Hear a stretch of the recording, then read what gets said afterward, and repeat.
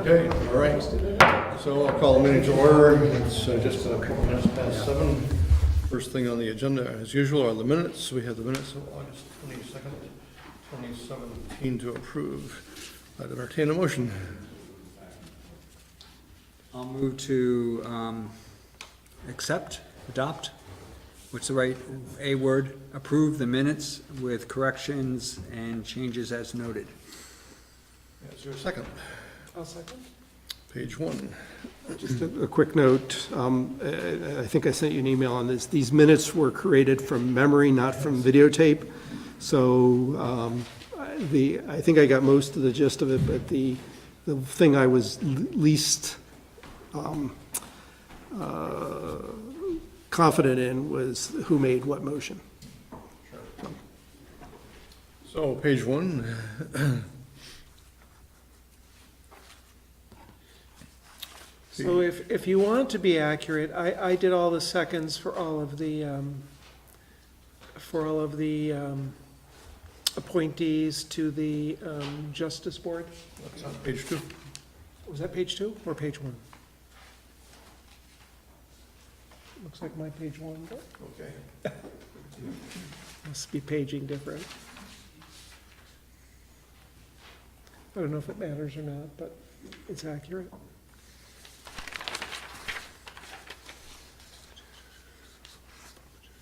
So if there's nothing more on page 1, page 2. I'll make a note of the seconds. Yes.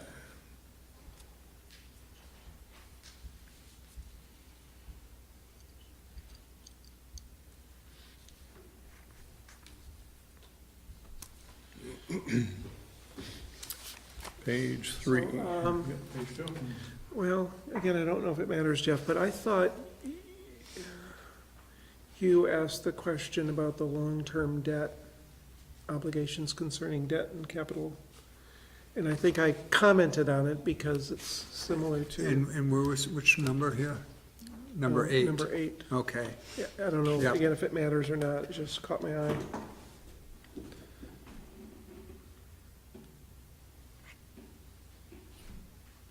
So is there any change recommended in that? I think it should say Jeff Fairs. Yeah, that's- Ask and for an that's fine. explanation of the town's Oh, long-term okay. obligations Ask for an concerning debt explanation. and capital expenses. And, yeah, and I do remember asking about, thank you for picking up on that. I do remember asking about it, partly because of my limited but understanding of our agreement with, or not agreement, our obligations under our membership in Chittenden Solid Waste District, in which there's significant long-term debt. That change will be noted. Anything else on page 2? Page 3, I have a couple of things. Under the number 11, the motion at the end, it talks about for the period July 1, 2017 through June 30th, 2017. Short contract. It was very short. In fact, it was negative. Actually, it should be 20, it's 3 years, so it should be 2020. 2020, yes, right. And then under number 12, the last bullet, the second line, it talks neighborhoods submitted by the town, should be totaling and not totally. Totaling. And under number 12, in the second line, there's an extraneous word. The first is for an event at 3515 Oak Hill Road, and cater should be stricken.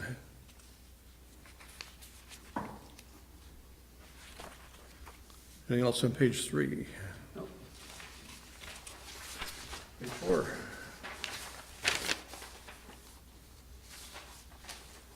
It's a very short page. Yes, and page 5. Just one very, it's not even a comment, it's more of a question. It says it's a special events permit, and it said there are 4 special event permit applications for Switchback Beer Works. And I didn't know if they were the applicant, or if, I think that's at Gardner Supply, they were the applicant. Switchback Beer Works was the applicant. They were the applicant? Because it says special events, which is different than catering. Okay. Which is a little bit confusing, but I also confusing because they aren't the owners of the property. They are I assume they're somebody holding an event at their property with their permission. Okay, but Anything else on page 5? Hearing no more corrections, all those in favor of approving the minutes of August 22nd, 2017, say aye. Aye. Aye. Any opposed and no abstentions, so we have done that. Next on the agenda is public comment. If this is a time for anyone in the audience who wishes to make a public comment on anything on the agenda or not, this is the time. Seeing nobody raising a hand, we'll move on to personnel policy revisions. And our Director of Finance, Jennifer Kennelly, is here to go over this with us, and I do have a couple of typos and a couple of questions after we go through this. Okay, great. So the last time this was updated was in July of 2014, so we thought it was time to review what we had. One of the biggest changes that we made is updating our personnel policy to line up with the Vermont earned sick time law, which we Say that again, the Vermont earned sick time. earned sick time, okay. Yes, just how you can use your sick time and how much is allotted to a person. So we've updated our policy to include that law. We've been following it since July 1st anyways, but wanted to make sure our personnel policy matched that. Another thing is we would like to add a new benefit for town employees that would be of no cost to the town, and that's vision insurance. Right now, we don't offer vision insurance to our employees. We can get it through the league, and what we're offering it to our employees, and it would be a payroll deduction. Other changes were, sure, So it's a payroll deduction for them, yes, but there's no contribution by the town? no contribution by the town. Right now, we offer dental insurance, and the town pays 100% of that dental insurance, but we offer nothing for vision. So we thought this would be a nice way to add that benefit for employees without additional cost to the town. And then the other revisions, a lot of them came from the league. They do have an HR consultant that works for them now, and she was able to review our personnel policy and make some updates to language changes, just things to line up more with what the policy that they offer at the league. So I had a couple of typos. If you looked on page, if you have the document, Yes. page 18 is the first one. And do you want to, should we go through this? Because I have a couple very minor, no showstoppers, believe me, but a couple minor questions. Sure. And so I don't know if you want to do with the typos and then come to mine, or just go through it start to finish. I had some questions also. So Yeah. we'll get to yours after we get through mine. Okay, sounds Okay, good. great. Page 18, Yes. under 4.1.1, the fourth line down seems to be a word missing. Domestic partners as defined by, should be the town's insurance carrier. Okay. Or an injury or illness may jeopardize your claim for workers' comp. And everywhere else it talks about the employee. I thought it would be consistent to say instead of your, to make it the employee's claim for workers' comp. Sure.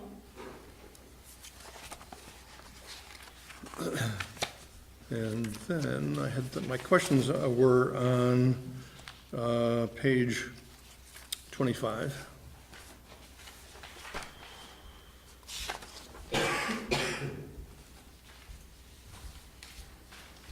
Yes. Under 5.5.4, the last sentence talks about accrued sick leave to the allowable limit will be paid to an employee's spouse. Should it also say, or the civil union partner? Okay. And are we, if neither one of those exists, would they be paid to the estate or just disappear?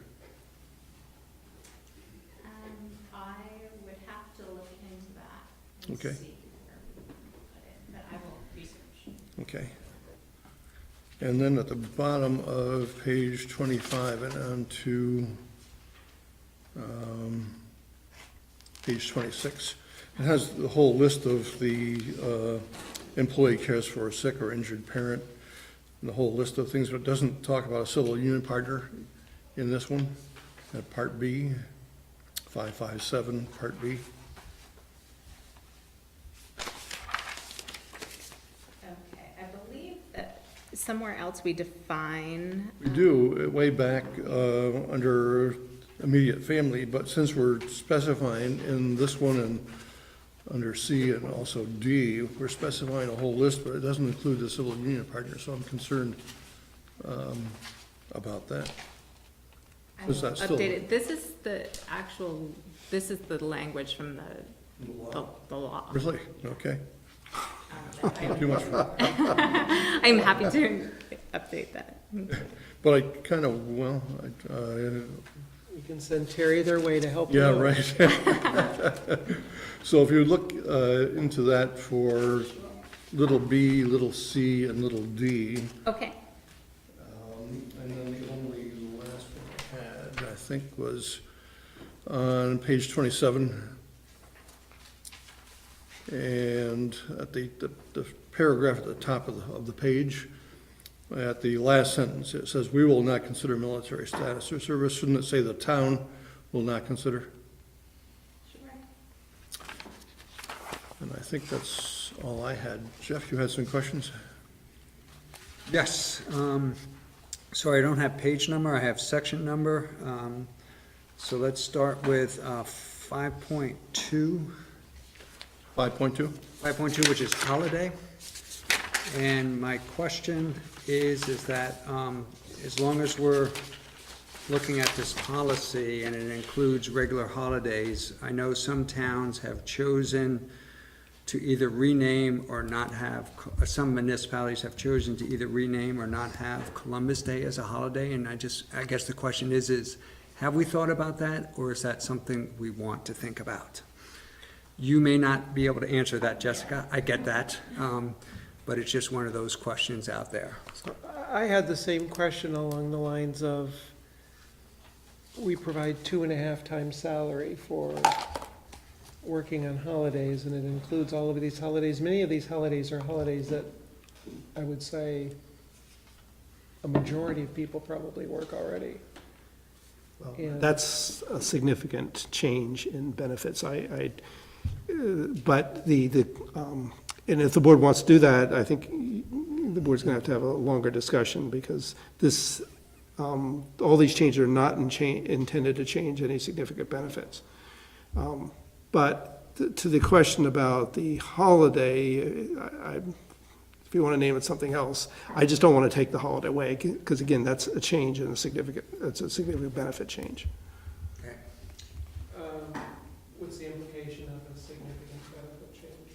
It affects people's money and the money in their pocket, or time off, or health insurance.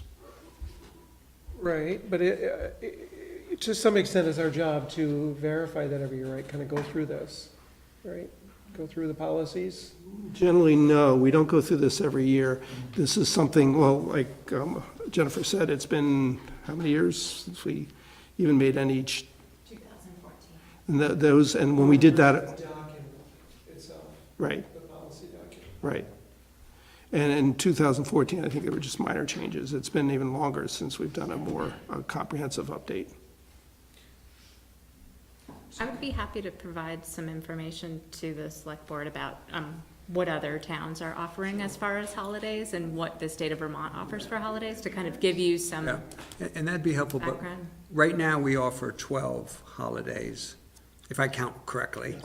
And so it sounds like either, should we, 12 and then 2 optional kind of choice days, which I think many companies provide as, if you have a special holiday, you want to, the push in the industry has to reduce the number of fixed holidays and give you some floaters, and I think we give people a couple of floaters now. Yeah, we call them personal days, but yes. Right, yeah, I think yes. it's. The same thing. Typically, what, Yeah. I mean, a lot of times that's what they're used for, so.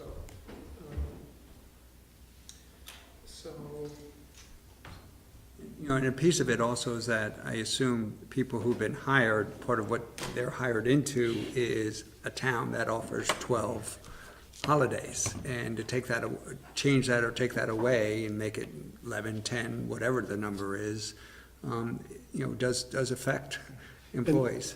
Frankly, I like the idea of set holidays rather than personal days for the most part, because we're a service organization and our doors are open, and it just makes it, and we're small staff, so it makes it harder when we have, let's say, I don't know what day you'd take as a floater, possibly Columbus Day. That might be an easier day to make it a floater than some of the others, but some of the others, we'd have a majority of employees wanting to take off. Most of my comments were on the competitiveness of the package and what the survey results are for industry and other municipalities. So, We can seems provide, like a very good package. Just wanted to make sure that we're competitive, and it says in here somewhere, when I was referring to the yearly evaluation, it's the yearly evaluation of salaries.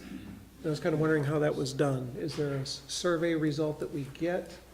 As, managers in the business world, we would see, yearly or every couple of years, we'd see a survey of similar companies in the region and look at the medians and. well, we do a periodic survey. We don't do it every year. Internally, we do a survey. I think maybe. And we do it with the league every year. Right. We submit our data, and then we receive a report back that shows all the municipalities and where the ranges are for different salaries. But every 4 to 5 years or so, we actually hire a consultant, an outside consultant. And we did, the last time we did it was this December, I think, this past It's December. fairly recent. December 6th, 2016. Oh, results were shown. I think we've seen them. Yeah, I believe I shared them with the Yes. board. Yeah, you weren't on the board at the time. Of course, yeah, Yeah. okay. Yeah, we pay way too much. No, That's a joke. the good news is we were competitive. We did have to make a minor change for several department heads, the highest level department heads. They were a little bit behind, and we basically moved them up into a one pay grade higher. And that was able to correct it. But all the other positions that we took a look at, it wasn't all of them. We selected key positions that were good indicators. And so we knew that if those were competitive, then the rest would be competitive. And they did find out from that survey that we were competitive. So Jeff, you have more questions? Yeah, a couple more real quick. 2.3, sorry, I'm not going in order. That's okay. Page 10, which talks about transfer promotions, and it says the town manager shall have the authority to transfer or promote a person to a different position between town departments without advertising. And I wonder if there was a limit on that, and what I mean by that is, for instance, would that apply to a department head?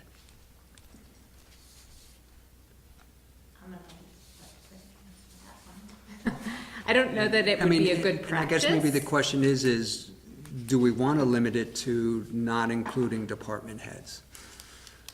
And I'm not asking or saying as if I know the answer, I'm more asking, because I know, Rick, you're very, very good, I think is the right word. You have a very strong process in which town staff have been hired into department head positions.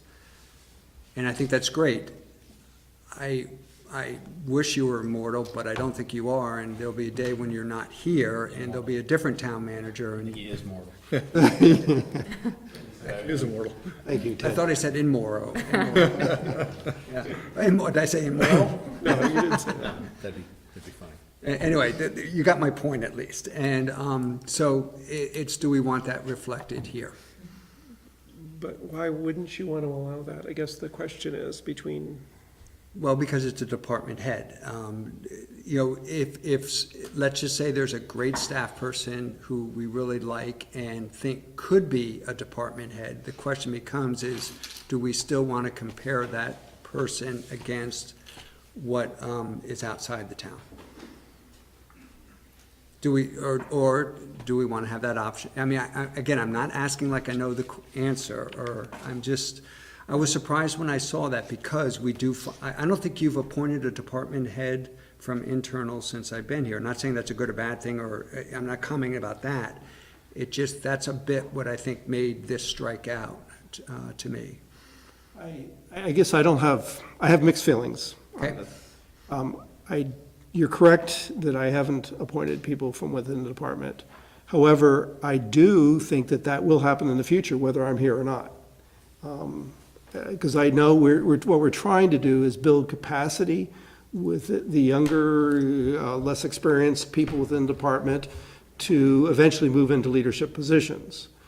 And if we've done our work right, and if we've been able to retain these people, then I do see us being in a position at some point of bringing someone within. So the question is, do we advertise that? And as I said, my feelings are mixed, because on the one hand, and I think we've done this, we had an internal candidate we advertised, and truly whoever's the best for the person for the job is the one that gets it. But if I'm less open-minded about it, and I feel strongly that the internal candidate should be getting the job, then it's somewhat misleading to potential candidates to apply for a job when the internal candidate is obviously the one that we're strongly leaning towards. So, I don't know. I think personally I like the flexibility, but I don't have strong feelings about it. You gotta have career paths too, I would think, and you need some ability to transfer people into leadership positions, but it's a management decision. Okay, so we're going to keep it as it is. I It have sounds no- like I the have no consensus issue. is. Okay. Moving on, I'll get to some easier stuff. Moving on to section 5.3.1, which is on some page here.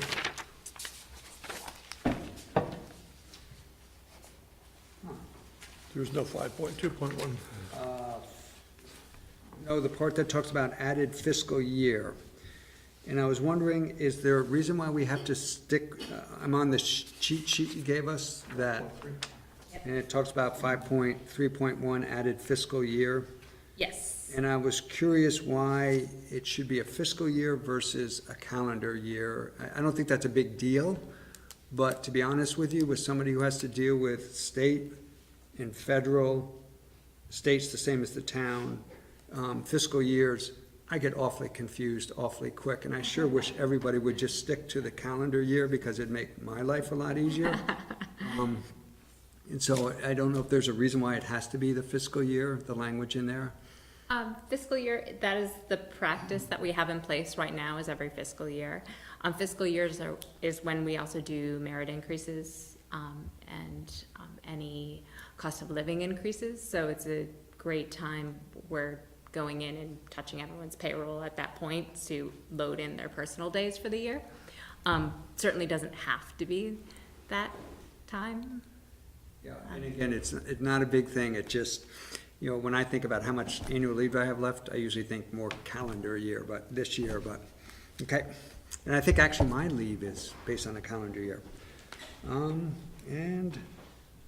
then the other question comes under I think it comes under section 5.4.5, section C, and it's where we changed annual to vacation. And I'm just wondering, is there a reason for that? Annual leave versus vacation?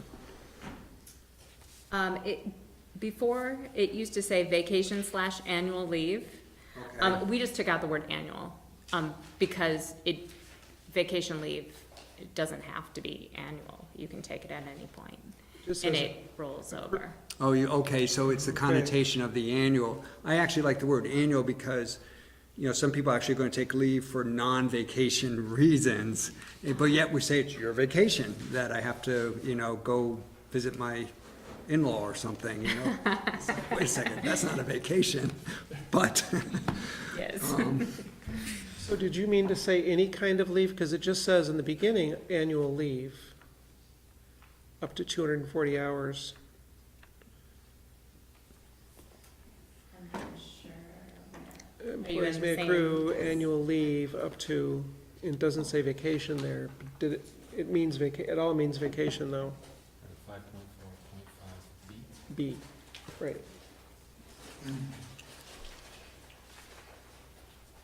May accrue leave up to max, you're right, yes, it should have vacation. Because there's another place where you can get leave, right? It's from sick days. Yes, we want to be cashing in clear. 6 days, so this is only for vacation. Yes.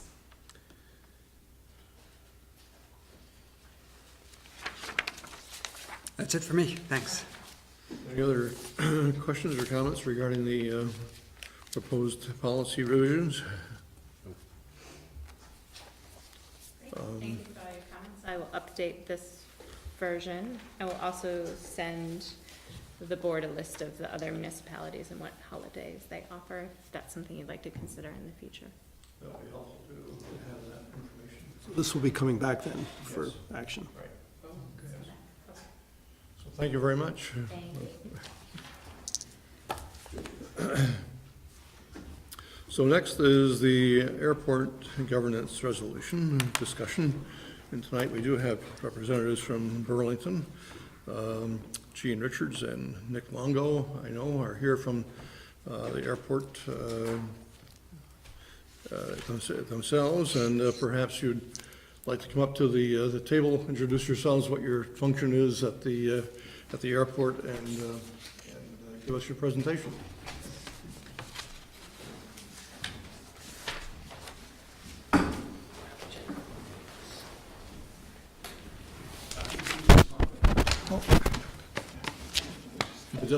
It doesn't amplify, it just records.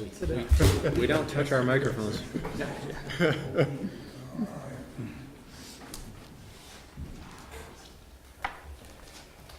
So perhaps you'd introduce yourselves, and I see a former representative, Bill Kehoe, too, in the room. Go ahead, Bill. Introduce yourself. good, go ahead. Go ahead. I'm Jeff Munger, I'm Chair of the Airport Commission. Gene Richards, Director of Aviation at Burlington International. And I'm Nick Longo, I'm the Director of Planning and Development at the Burlington International Airport. And I do have hard copies too, if anybody needs any. So tonight we wanted to come here and give you what we perceive to be, if you're going to make a decision, we would like you to be able to make that decision on truthful information and the facts that are coming from the airport and not from a third party that doesn't work or participate in any way in the airport. We, for 100 years, have run the airport. It's the largest transportation hub in the state of Vermont.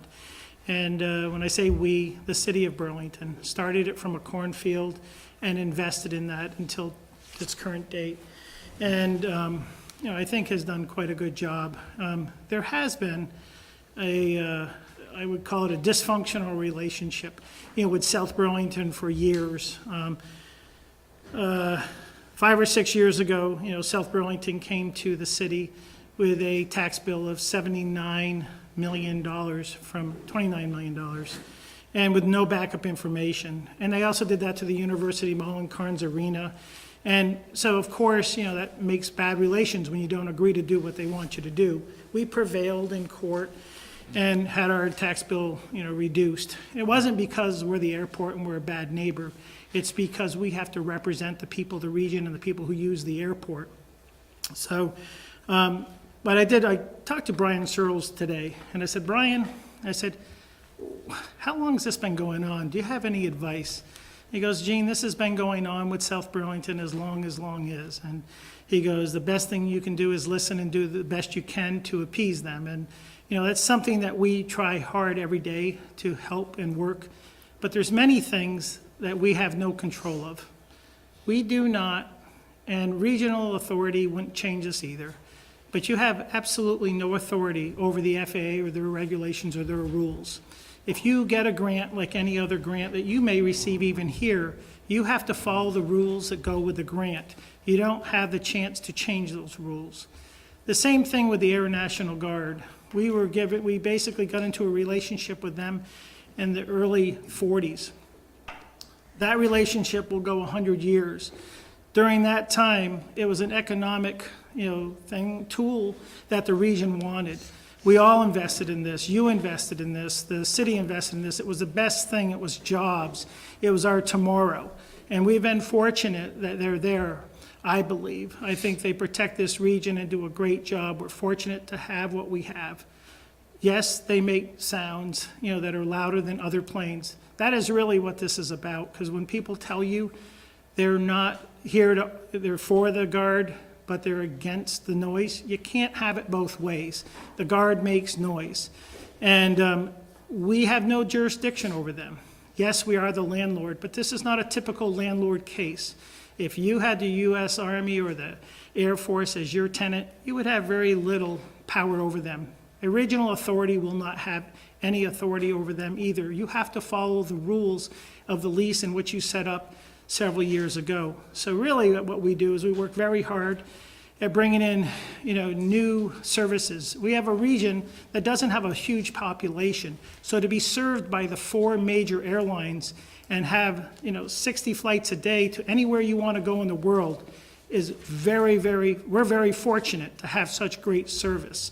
There may be others that think that we should have Southwest. We should have other cheaper airlines like Plattsburgh does. Plattsburgh's doing an amazing job. We do not and don't want to compete with them. More air service in this region, everybody benefits. It brings down the pricing.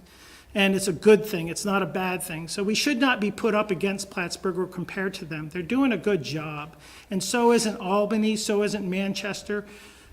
Canadian, the Montreal airport, everybody, we're very well served here in this region by airports. Burlington picks up 47% of the employments in our catchment area.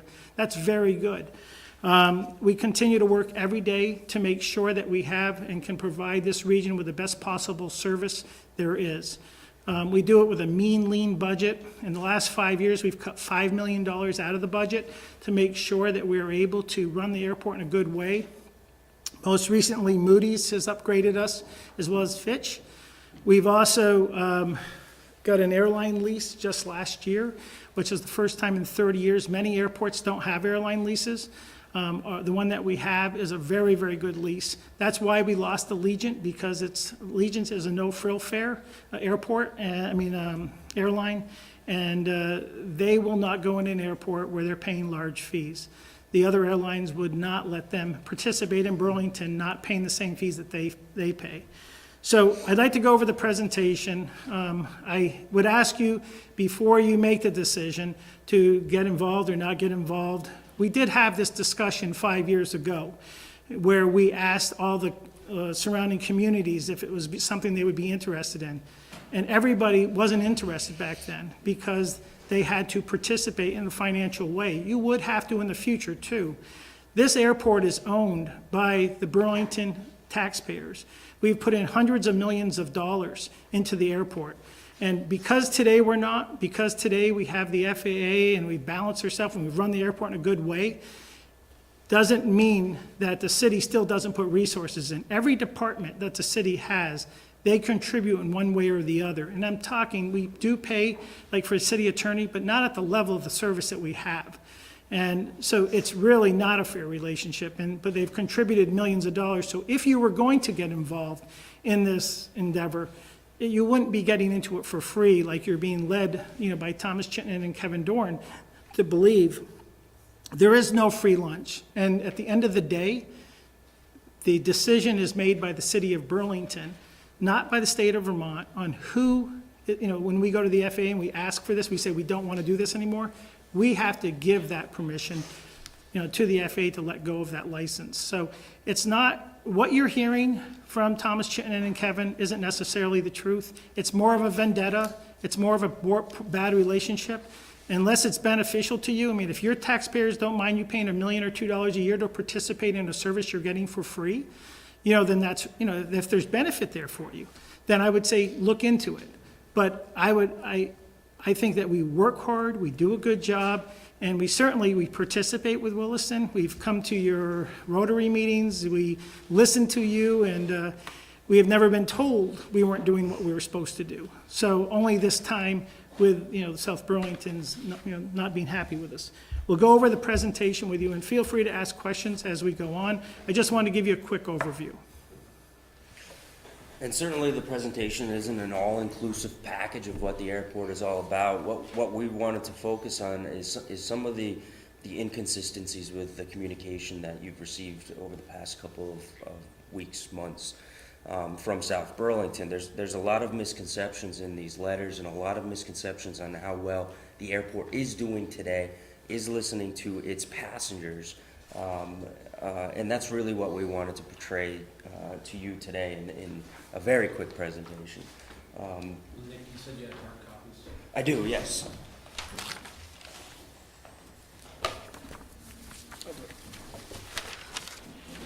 So like Gene said, Moody's and Fitch both recently upgraded us. As part of that, we have a very consistent, this is our 6th year in a row of above average and certainly above the recommended debt service coverage that Moody's and Fitch both recommended, and certainly well above the debt service coverage that is required by our bond covenants. You can see that we really are consistent on that 1.5 times debt service ratios. Improved air service opportunities, I kind of left that open because, and in the next slide, we kind of will go through that in a little more detail on year after year consistent improved air service opportunities for the community. We always have to factor in the influence of the Canadian exchange, just like Plattsburgh, just like any airport on the Canadian border. One of the things that has been in these documentations from South Burlington is that our employments, or the number of people boarding aircraft, is extremely low, or lower than it has been since 2008. That's true. 2008, 2009 was our peak year at around 750,000 people boarding the aircraft. Today we're just over 600,000 employments, but a huge factor of that is the Canadian exchange rate. Excuse me. And I do want to say one thing. Where we should be giving credit for that, at that time, the airport advertised to the Canadians. I mean, it was a brilliant campaign that Paul Kaza did for us, and it brought those Canadians down. It is the same method that Plattsburgh is using now. It was brilliant, but nobody had really thought about doing it. So we did do it, and it did work, but it won't work when you don't have a strong exchange in your favor.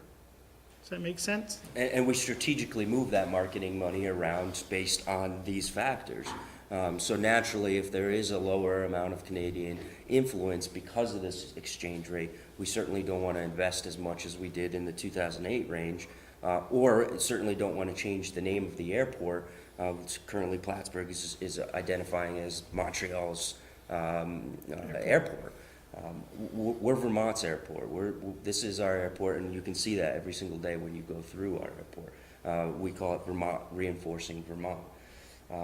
Gene talked about our executed airline agreements with all of our airlines. And this is unprecedented, like Gene said. We haven't had one in 30 years, and we did it all internally. And it's a financial backing for the airport. It not only helps us with our debt coverage ratio, the airlines back us with our cash in hand. Our Can you briefly describe what this is? I don't really understand the concept. an airline lease. So typically airlines can come and go as they please. Obviously, the lease commits them to, in this case, a 5-year agreement with certain routes. While the routes aren't defined in the lease, what is defined is the rates and charges, how much we charge them to occupy space in the terminal, to land on the airport, which is based on the weight of their aircraft. And also it provides us a backing, so we come up with a budget, and at the end of the year, we reconcile that budget with the airlines, and if we're below where we need to be in revenues, the airlines will back us so that we always hit 1.5 on the debt coverage It's a ratio. big deal because what you do know is today with, mergers and acquisitions, it gives us stability and it gives them, they're basically, it's a partnership and it's a partnership of success. So to have them say, that they believe in our airport, and that's one thing they said when they came up. They said, actually, this is easy because Burlington is doing so well. Their numbers are good, Burlington's doing well. So when you hear that Burlington's not doing well, you're not getting that from an industry expert in any way. You're getting this from somebody who doesn't like us, which is not okay. The thing is, if you want better information, I'd encourage you, we'll give you all sorts of consultants' names if you want to ask how we're doing. We're doing very well. And like we said, this isn't an all-encompassing presentation on the airport, and certainly we would welcome you at the airport as well to speak directly with us, one-on-one or in a particular subject on the airline lease, if that was it. The tax litigation with South Burlington, Gene did touch on that already, but that was an important piece for both communities to settle on that, and it was an unprecedented way of producing a tax bill. It was as if you own a house and your tax bill doubled with no justification, and that's where that tax litigation came from. And remember, it wasn't just the airport. It was the University Mall and Carnes Arena. It was litigation, 3 litigations that South Burlington got into. So there's a history here of them making moves that don't make any sense. They lost all 3. And then Gene mentioned our certificate, which is a requirement for air carriers or these major airlines to actually come into the airport. So the FAA would have to see that the Burlington International Airport, which is called the sponsor of the airport, has to relinquish control over that asset before the FAA can turn over any of the grants or regulatory procedures into a new governance model. Go ahead. Just a quick background on where we go. 12 nonstop destinations today, and Gene mentioned you really can get anywhere in the world from Burlington. Granted, you're going to have to stop somewhere, but we serve some of the most major East Coast hubs, airport hubs in the country, including Atlanta and Charlotte, which is our newest routes to get out of the Northeast weather patterns. And we're proud of this. This diversity that you see here of airlines is vital to the success of the airport. Gene mentioned Southwest Airlines. If you look at Manchester, New Hampshire, they put all their apples in one basket. And when Southwest starts leaving, or regardless of what the name of the airline, when that one airline starts leaving, your employment factor, your passengers drastically decrease. Manchester Airport happens to be 50% lower today than they were in 2008 as far as passengers, 50%. And that's because Southwest had been migrating towards the Boston area. And that split that you see is actually a split of strength. You know, that is just what you want at an airport. You want it to be broken up evenly, not necessarily heavy in any one area. Our newest route, and I said year after year earlier, Delta in 2000, this is their fourth year of successful service. They bring in a mainline aircraft. Mainline meaning Delta owns and operates their aircraft. They hire their pilots. They hire their crew and everything like that. Compared to what's called a regional carrier, which is almost like a sublease to that airline. The equipment's not owned by the airline. The crew's not owned by operated or paid by the airline. And not only that, but mainline also offers typically twice as large aircraft as those regional carriers. So not only do you get higher class service, meaning you have your first class seats versus your economy seats, or whatever the airlines use for that term. So you get more seats on a plane, you get better quality service typically, and then you get much more consistent service, meaning reliable, consistent service, less cancellations. Weather is usually less likely to cancel your flight because of the higher capacity of the airlines. And it's not likely that a feeder, we're considered a feeder airport, that we would get these these mainline aircraft. It's a pretty big deal. We went to United, we went to American, and we asked them, we said, we need less cancellations. And I said, how do we do it? And it came out to be this. They said, well, you know, it's giving you mainline. So it's something that we worked out with them, as well as getting additional service at the same time. So both Delta and United offers that service. American just started our Charlotte flight in 2015, again, bringing folks outside of that Northeast weather pattern, especially in the winter time. Yesterday or last Friday, we just learned that United is also bringing in a second mainline flight, another larger aircraft to the Newark airport. This hasn't been done in almost a decade at the Burlington airport, so that's great news. And then, of course, JetBlue is still at the airport, operating powerfully to the New York airport, which is like you mentioned, a very important factor for international flights as well as domestic flights. This is kind of our breakdown of that word employments, our passenger boardings. As I mentioned, 2008, 2009, which I don't have on this, probably because this was a portion of our Moody's presentation, and I just wanted to see a 10-year history. But so just the column right before that was our highest employments at around 750,000 employments. Last year, we were right on target as far as projections went, just over 600,000 employments. And then 2018, 19, and 20, we see a modest employment growth moving forward. This is all assumes that there is no new service, but there's many endeavors and initiatives to gain new service, always. But if the Canadian exchange changes to our favor, you will see it spike immediately. The Canadians like to migrate this way, as you all know. I mean, we all benefit from them. Which is one of the reasons that 2008 number was so high. You mentioned earlier, Gene, in your summary, that we get 47% of the travelers, and you said in our catchment area? Our catch, Some kind of definition by the Sure. FAA? Or- Our catchment area is big. It comes from Montreal to Brattleboro, and from eastern New York to western New Hampshire. So it's a big area that has a lot of airports within it. So you would understand maybe why people in Rutland might go to Albany or Manchester, because they're closer or get a better deal. So if we squeeze that down, we made it that big because we do get so many people from Canada during the good times. So we actually challenged ourselves. There are counties towns in New York, for instance, that we get 87% of their employments. So, it's a big area, and where we do very well is with the business customer. And if you have a family of 4 and you don't mind, you don't want to drive to fly, you would fly out of Burlington. But if you're budget conscious, you can shop around and you can use one of the other airports. But typically, answering your question, our catchment area is that. Sorry. So catchment areas for different airports, they all overlap. This isn't any defined, this is something you've just come up with to define your service area. This is ours. This is the area that we market to. And if you purchase a ticket, like in Williston, let's say, we know that based on your zip code, we know that ticket was purchased in Williston, and we know where you purchased or flew out of, whether it was Burlington or a different airport.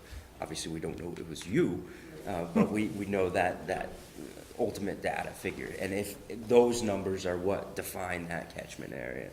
So the question I was trying to get to, or what I was trying to understand is, are we getting the right share of, how do you know from that number whether that's the right share or not? Because you defined it so big. I mean, what would be like the Chittenden County number? Is it 80% or? I don't remember offhand. Yeah, it's probably approaching 90% for the Chittenden County area. Obviously, Chittenden County is going to be the highest percentage out of all of our catchment We areas. could get that for you and get back to you. I don't know the number for Chittenden County. I was just curious as to what are you trying to measure there? So is there a meaning to the number? So, Yeah, it's more of what we're trying to do is we're trying to keep ourselves challenged, make sure we're reaching out and providing service to the entire state and region. So, and we do consider New York part of our region, and New Hampshire, and a good part of Canada. It's vital to our economic health here. would it almost be good to see like a bullseye map emanating from each of the airports showing how you take share? I don't know. Yes, I have it right here in multiple formats, but yeah. I was just curious whether that meets any, what's the what are you trying to achieve, or what? Well, ideally, we want Goal. to serve Vermonters first, and, but we also, it's been a big part of our business here in Vermont, northern Vermont, to serve the Canadians, so, yeah. And what's important is when Gene and I go to talk to these airline folks that schedule the flights, they want to see a sustainable, full route. So it's hard for us, we can show them based on our catchment area, based on these percentages that we know today, how many people use the airport, how many people use their airline, and how, that's why their aircraft are full, and then ultimately how much revenue, et cetera, et cetera. So that's what's important to us. Not necessarily of course, seats are always good for us, meaning more aircraft, more seats is always better because typically that percentage will also increase. But we also don't want to show an airline, if you bring in another mainline service to California, sure, it might be 20% full, but it's not going to be sustainable for you. So we would never approach it that way, nor would we want to see that, because then our percentages to California might drop a little bit in that overall average. When we're continuing, it's pretty fascinating when we do talk to the airline folks are incredibly skillful at what they do, and yeah. But also, just so we're not stuck on it, you're welcome at any time to come in and have these discussions with us. We can give you more information than you would ever want.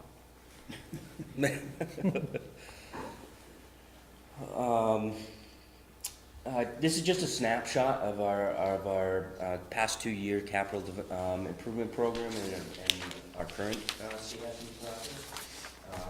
This year, we have approximately $26 million in infrastructure improvements, with an additional $6.5 million for major maintenance projects. Some of this is for example, the QTA, or this quick turnaround building, is for our car rental industry. Others are directly related to the airport, like this building improvement program, which is that $1 million in our fiscal year 18 budget is in relation to our parking garage. So we have a sustainable capital improvement plan for that. And you can see the past 2 years have been extremely heavy due to deferred maintenance that we're catching up on in these 2 years. But it's important to show this because all of this has either 100% operating budget impact or operating capital impact, or local shares as part of grants. And this is where these costs and financial risks and where Burlington backs the airport up with these local shares and costs to the airport directly. And it wasn't deferred purposely or that we're bad caretakers. We only can do just like you can with whatever money you have available. We've just been successful at getting the money from the FAA to do the work. So none of this is city funded? One more time? None of this is city funded? A portion of it, so that $6.5 million will be. Any loans or leases that we have to obtain would come from the city of Burlington. And there are local share portions of of that first portion, that $26 million, that is backed by the city of Burlington and the Burlington Airport revenue process. We as get well. about $500,000 a year from the state of Vermont. And then we get, our share from the city of Burlington, for our projects. What is that share? Depending on the project, it's typically, is it two and a half? It's 4% of 4%. federal grants, and then each other one is unique. What does PFC stand for? You might have said that, I didn't. No, I didn't. That's a great question. Passenger facility charge. So that's another revenue source for us as well. So when you do purchase a ticket, there's a line on your ticket that says passenger facility charge. That charge goes to the airline. The airline keeps a small portion of it. The charge is $4.50 right now in the nation. Airline keeps 11 cents. The remaining portion goes back to the local airport. The FAA regulates that process, and we're restricted on how we use that process and where we use that funding. So maybe to ask the revenue question differently, how much do taxpayers contribute in Burlington to operation of the airport, whether maintenance or any? Today, zero. So it's zero. So the money you're talking about coming from the city comes from somewhere else, or through revenues from the airport, or? From about 1976, the relationship changed with the FAA, but prior to that, it was all City of Burlington money. Today, it's run with the FAA dollars and funding. It's a business that takes care of itself. So, it's an enterprise zone, fund? Burlington pays 4.5% on federal grants, that 4.5% from the Burlington city budget is really being subtracted out of the profit that Burlington receives. Yeah, comes out of our dollars. There is no profit, there is no money that goes back to the city of Burlington. Everything stays at the airport. So it's a net zero. Net zero. loan To residents of Burlington. Yep. And net gain of 0, 2. Why does Burlington care to keep it? I think it has a lot of pride. It has several $1 million of investments. But they're not making any money off those investments. Not yet, but it's their investment. It's something that, for years, for 100 years, they've invested in. I hear what you're saying, but we haven't had anybody offering us, a return on our investment. Certainly, like I said, if people want to start talking about writing checks to the city of Burlington, I mean, that can certainly get people, get our attention. I mean, if we could go to the taxpayers and say, look, we have Williston and they want to, give us $2 million a year, that could be a game changer. I mean, that makes a lot of sense. I mean, but we haven't had those offers. The last time 5 years ago, when Ed Kolodny asked the question around the table to all the cities, not anybody mentioned a word about wanting to put any money in. So, and as Ed said, is if you don't have anything in, you don't get it. You don't get a seat at the table. And it's true. And how do you go to the people of Burlington and say you've been investing in this for 100 years and now we're going to recommend that we just give it away? That doesn't make any sense. When you say you've been investing in it for 100 years, from 76 on, it's been a net flat, nothing in, Not nothing necessarily. out. I think if you're there every day, like, I haven't been there since 76. So I've been there for the last 5 years. And what I've witnessed in the last 5 years, there's a lot of work and contributions that are made that aren't counted. Such as the city attorney, any city departments that are not compensated a dollar for dollar. So there's a lot of things that happen. The mayor, I mean, there's a lot of things that are not given back but are managed. Does that make sense what I'm saying? No, I understand what you're saying, and that load would be covered then by if you were to move this to regional authority, it would be shared by the region rather than just funded by Burlington, whatever that cost is, and I don't know. Absolutely. I mean, yeah, absolutely. And that financial risk has to be shared as well. There's currently $35 million in bonded debt at the airport as well, held by the city of Burlington. So that financial risk, of course, that discussion would have to be held on sharing that as well in the regional governments, as well as any other future bonded debt or What was the last bond? Was that something for the parking garages, or it was? There's 2, parking garage and for the terminal building, and most recently refinanced in 2014. And the revenue from those as well goes into this enterprise? So that's not there's nothing on the airport property that's a cash cow for Burlington, or, so it's basically what you get into it, or is what you put back? Yeah. What you get out of it is what you put back, or vice versa?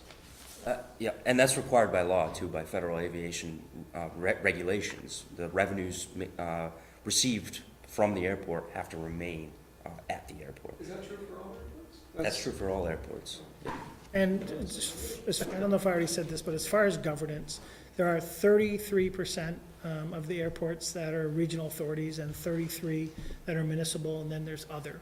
So, there is a mix, of different governance models out there. One of the important factors that and of course here's our contact information if you need. One of the important factors that we wanted to share too is, and I mentioned it briefly earlier, was the inconsistencies in some of the documentations that have been presented to you. There seems to be a lot of language discussing the noise compatibility program, the noise, the F-35s, and a lot of statements saying that we don't listen to the city of South Burlington. But it's important to note that most of these items we have no control over, meaning the F-35 is a federal government decision, and it's maintained and operated by the United States Department of Defense.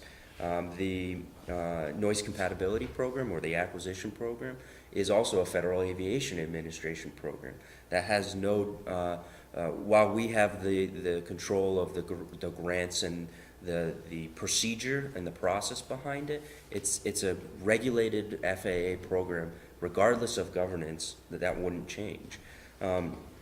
So it's important to share that, because most of these, especially on Mr. Dorn's most recent letter to Mr. McGuire is of August 18, 2017, say that we've ignored or denied most of these factors. But it's simply not true that we've denied or ignored any of these factors. And we consistently try to discuss that with them. Just like anybody, we would open the door to any municipality, any traveler even, to discuss alternative methods, or if, of course, we would discuss it with any homeowner next to the airport. And that right to sell, as part of this program, regulated by the FAA, is that homeowner's right. So we want to make sure you understand that there are a lot of inconsistencies with these communications. And again, we'll of course open our door up any day to you. So you, too, are employees of the city of Burlington, and who pays your salaries? City of Burlington, Pardon me? the city of Burlington. And does that get reimbursed from anybody? Well, it's paid by the Burlington International Airport, so no funding comes from the city of Burlington, But we're city of Burlington from employees. from the city. So we're city of Burlington employees. Our salaries do get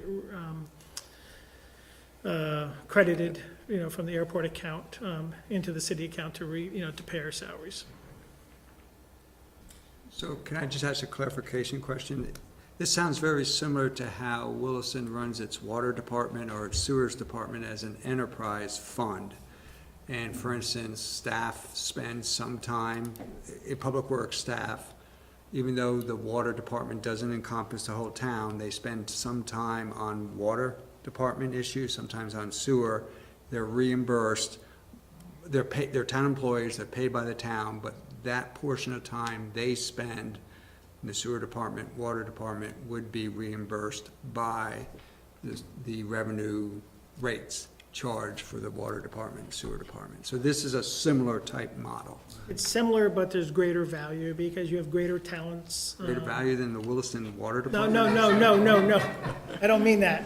For us, what I'm saying is that we have an expanse of, city attorney, different people that we're able to draw from and that we need often and have meetings with. So I was not dissing the Williston Water Department anyway. Further questions? So on these letters from South Burlington, just some of the things, and I'm going to ask you just why we were told these things. So, and I won't ask about the demolition of the housing because I don't know if that is either here or there. But requests for noise studies, it says denied. Requests for the make use of readily available free fill to do noise berms, denied. To give Winooski, the city of Winooski, who's must be probably on an extension of one of the runways, a seat on this board, this commission, which doesn't have necessarily, there's no voting authority or anything, right? That was denied. Just why would you, if you wanted to be good neighbors, right, and kind of mend the fences, if you will, between South Burlington and Burlington, why wouldn't you agree to some of those things if there are no penalty, right, to you? This is a great example of not having accurate information. So first of all, they're not telling you about the conversations, and I'm talking hundreds of hours. We went right to the FAA and we requested that the next day, and they know this, we've told them everything. So we said, we requested that noise map the next day, we have it in a letter. And they have not answered the letter. We let them know we're waiting for the FAA, but everything we do, like the noise map, has to be approved by the FAA. So it's not and they know that. They know that we don't make the decision. The regional authority would not make that decision. You would not be able to spend money that was not approved. And the berm is the same way. They requested a berm. We cannot build a berm without FAA authority, and they do not consider it a model. They don't consider berms functional. They don't think they work, so they're not going to invest. We did immediately call them, write a letter, and ask them about that. As far as a seat at the table for Winooski, it's not part of our charter. It would be a charter change that we would have to do. I believe there's discussions about it now. I know the mayor talked with the mayor of Winooski. I don't know where they're at with it, but I know it's not something that we can just grant overnight. I think it's something that has to go back and forth with discussions. But with that conversation, I did talk to the mayor of Winooski, and I said, you're welcome to come to all of our meetings and participate, and we listen to people. When you come, I mean, our commission is very sensitive, and we know you say they don't have authority. When they tell us to do something, we listen, and we end up doing it. I mean, it's a very good commission, a very active aviation community that protects this airport. So the answer is you're getting one side of the story, you're not getting the true side. So when you say that the FAA has to approve the requests that South Burlington is making, they have to approve the funding or using the airport revenue or funds or balance sheet to pay for these studies, is that? Our funding comes from the FAA. Or the berms, or? Yeah, so all of that, we don't have any extra money. So it's not like we carry a surplus. So anything we do, there has to be grant generated to offset it. So without that, we can't do it. The funding and the timing has to be approved by the FAA. We just completed in 2015, relatively soon, a very recent noise, what's called a noise exposure map. That map defines the area that makes it part of this noise compatibility program, whether it's the housing acquisition or sound installation or whatever that might be. But also the FAA would have to approve the berm, even if it wasn't a funding thing. If we were going to do it ourselves, we would have to apply, and it takes about 18 months to get it approved. If we did have the funds to do it, which we don't have the funds to do it, it'd take about 18 months for that approval from the FAA. It's a lot of engineering. It just isn't dumping a pile of sand out, to make a berm. There's a lot more to it. There's a lot of engineering. I think $250,000 is what they gave us for a quote. I mean, it's not cheap, and if it's something, you wouldn't spend the $250 if you didn't think you were gonna get the funding to do it. So those are the discussions that we've had with South Burlington. So never did we say no. We just said, they said no, our funding source said no. And Gene mentioned that berms in the eyes of the FAA are not a justified solution for noise mitigation at airports. They're great for ground noise, highways, you see them all the time on highways or fencing along the highways. But airports have noise that are above the ground. So berms, unless you're talking about a 50, 60, 70, who knows how high it would be, to actually be effective, are not effective at airports. And more importantly, I mentioned that it's the right of the homeowner to either sell their property, to sound insulate their property as part of these noise grants. When you put up a berm, you immediately disqualify them from any other noise mitigation on their particular property, because that may change the effects of the noise map. And also, the FAA is only going to want to put in one area some funding here, but not over here, if you've done something to solve, potentially or theoretically solve that. We've also brainstormed with South Burlington as far as, doing partnerships, water parks, using, rezoning the airport land so they would get more tax dollars. These are all choices that they make that they don't want to do. They're sitting the way they are, not because the airport doesn't want to do anything. It's that we don't want to take on the fight of changing it. We did not turn that land residential. It should have been light industrial all around the airport. It was poor zoning planning. But the FAA took the burden of that and basically has this program that buys these homes that South Burlington put there. In the 60s when these were built, you had the F-4, one of the loudest aircraft, louder than anything we have today. And those homes are built there. So you can blame the airport for everything that happens, or you can say, this was growth and this is where we've been. And we've changed, and what we're trying to do is take advantage of everything that we have to better serve the public. Sure. Yeah, and I'm not, hopefully you don't think I'm taking sides. Oh, I I'm do just not. reading the letter from from one of the gentlemen that you mentioned that sent to us, and trying to understand your responses, your side of the story. You mentioned the, a little earlier, the F-35. It's not, the airport has no decision-making authority on the F-35 and all the controversy that surrounded that. That's entirely the government's decision and the FAA. Pentagon. Okay. We really, I mean, we can't cross the field. I mean, it really comes down to that. You know, the runway straight down the middle of the field, everything to the east of it is the Guard.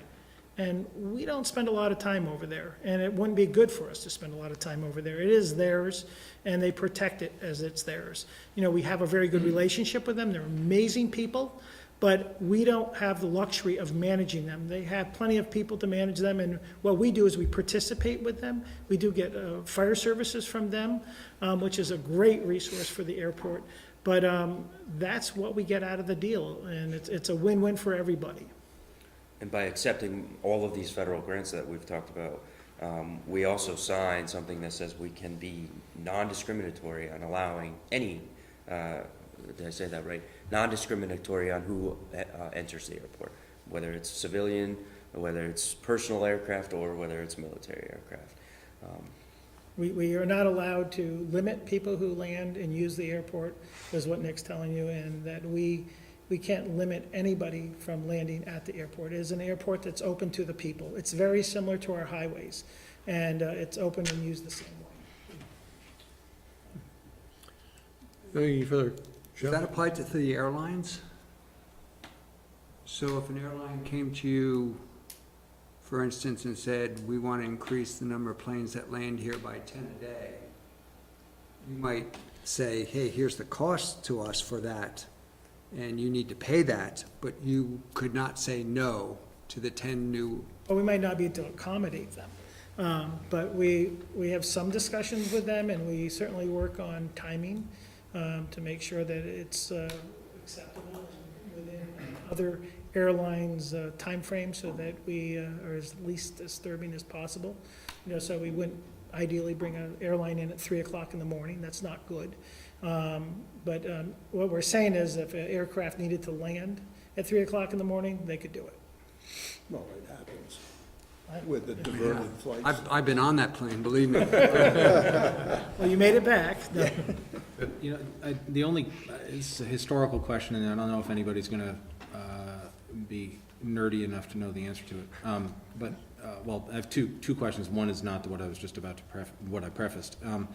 The South Burlington did not become its own municipal entity until the 1971, 1960 something. Is that true, or is that? I can't remember when they Part of separated Burlington? from the city of Burlington, but yeah. That's- Brian said something about that today, actually. I don't know enough. I'm not nerdy enough to know the answer. Their mascot was the Rebels, because they were seceding from Burlington. Wow, Jesus, I didn't know that. I don't want to get into a whole Confederate thing. No, but yeah. But the other question is Wait, before, I just want to make sure, so the airport, I'm sorry, the city of Burlington, South Burlington, split from Burlington when the airport was a functioning airport, and this would have been part of yeah. that whole, whatever the word is, debacle that went on when, not debacle's not the right word, but all the proceedings that went on. This was this would have been a known entity. I think so. Yes, that's my Okay. understanding. Okay, interesting. And then the other is the legal status of the airport. I have a vague recollection on the details, but a firm recollection that it actually happened. And maybe some of the senior members and former members of the legislature would remember this. But I seem to recall in the 1980s that then Dean of the Senate, Senator Thomas Crowley, snuck in some language to some bill that would have taken the airport from the city of Burlington and put it either in somebody else's ownership, the state or something else, and he was called out on it, and he said the wording was incorrect, that's not what he meant to do. There was a flood, there was a misunderstanding, he was making excuses like that. But I seem to have a distinct recollection that something like that happened. and that it was actually when Phil Hoff had gone back into the state senate in the 1980s. So the question I have is anybody impressed with my memory? And secondly, With that level of detail? yeah, hey, you didn't remember Tom Crowley was a state senator. That is But very the true. other question is, isn't it true that the legislature could pass a law and undo Burlington's ownership if it wanted to? I don't know that. I can't tell you that I'm an expert. I think, May I respond to that? sure. Yes, legislature could do that. It's highly unlikely. Normally, any changes to the governance and makeup of the airport commission must be approved by the voters. If the voters so approve that, it would then go to the legislature, go through government operations of both bodies, and that is about the only, and then approved by the whole legislature. That's a 100-mile trip and unlikely. But it might get a tad messy if the city doesn't relinquish its control through the FAA. So I would say not likely, and I can't imagine as being a Vermonter that a Vermonter would do that. You know, I think that's a very poor plan to start taking things from people, that, have taken care of them for 100 years. I mean, I think it would be a bad precedent to set or to participate in. Further questions before we wrap this up? Just one for me. It'll be rather blunt, but first my first was gonna be a comment that I find it not wrong, but odd that Burlington owns an airport that's located well outside the city, but I just learned why, what caused that to happen. My more blunt comment is along the lines of, Williston is impacted by the airport. But we have no representation that I'm aware of. And so I guess my blunt question will be along the lines of, for a town like Williston, we literally border the end of the runway, where planes, I've been to the point where, sorry, let me continue with my blunt. What would you say to somebody who says, it makes sense for Williston to have representation on whatever board it is that runs the airport, and if it requires that to be a regional entity versus the city of Burlington, why wouldn't we pursue that? I guess I'd ask, what's the upside for Williston? What would be gained by you doing that you're not getting today? Representation. But, what I'm asking you is, what are you not getting today? Is there something you've asked for that you haven't received? At the last Rotary meeting that I went to, there were 40 people in the room, and we didn't have one negative response. We asked, that's why we're there, we asked how we were doing, and we just got compliments galore, lots of dollar bills. So I hear what you're saying, but I think you do get represented. We've never been asked anything that we haven't done with Williston. But I hear what you're saying, but I don't know what you're asking for that you aren't getting besides representation. And you are getting that through just the communication, I think. I'm not opposed to the representation.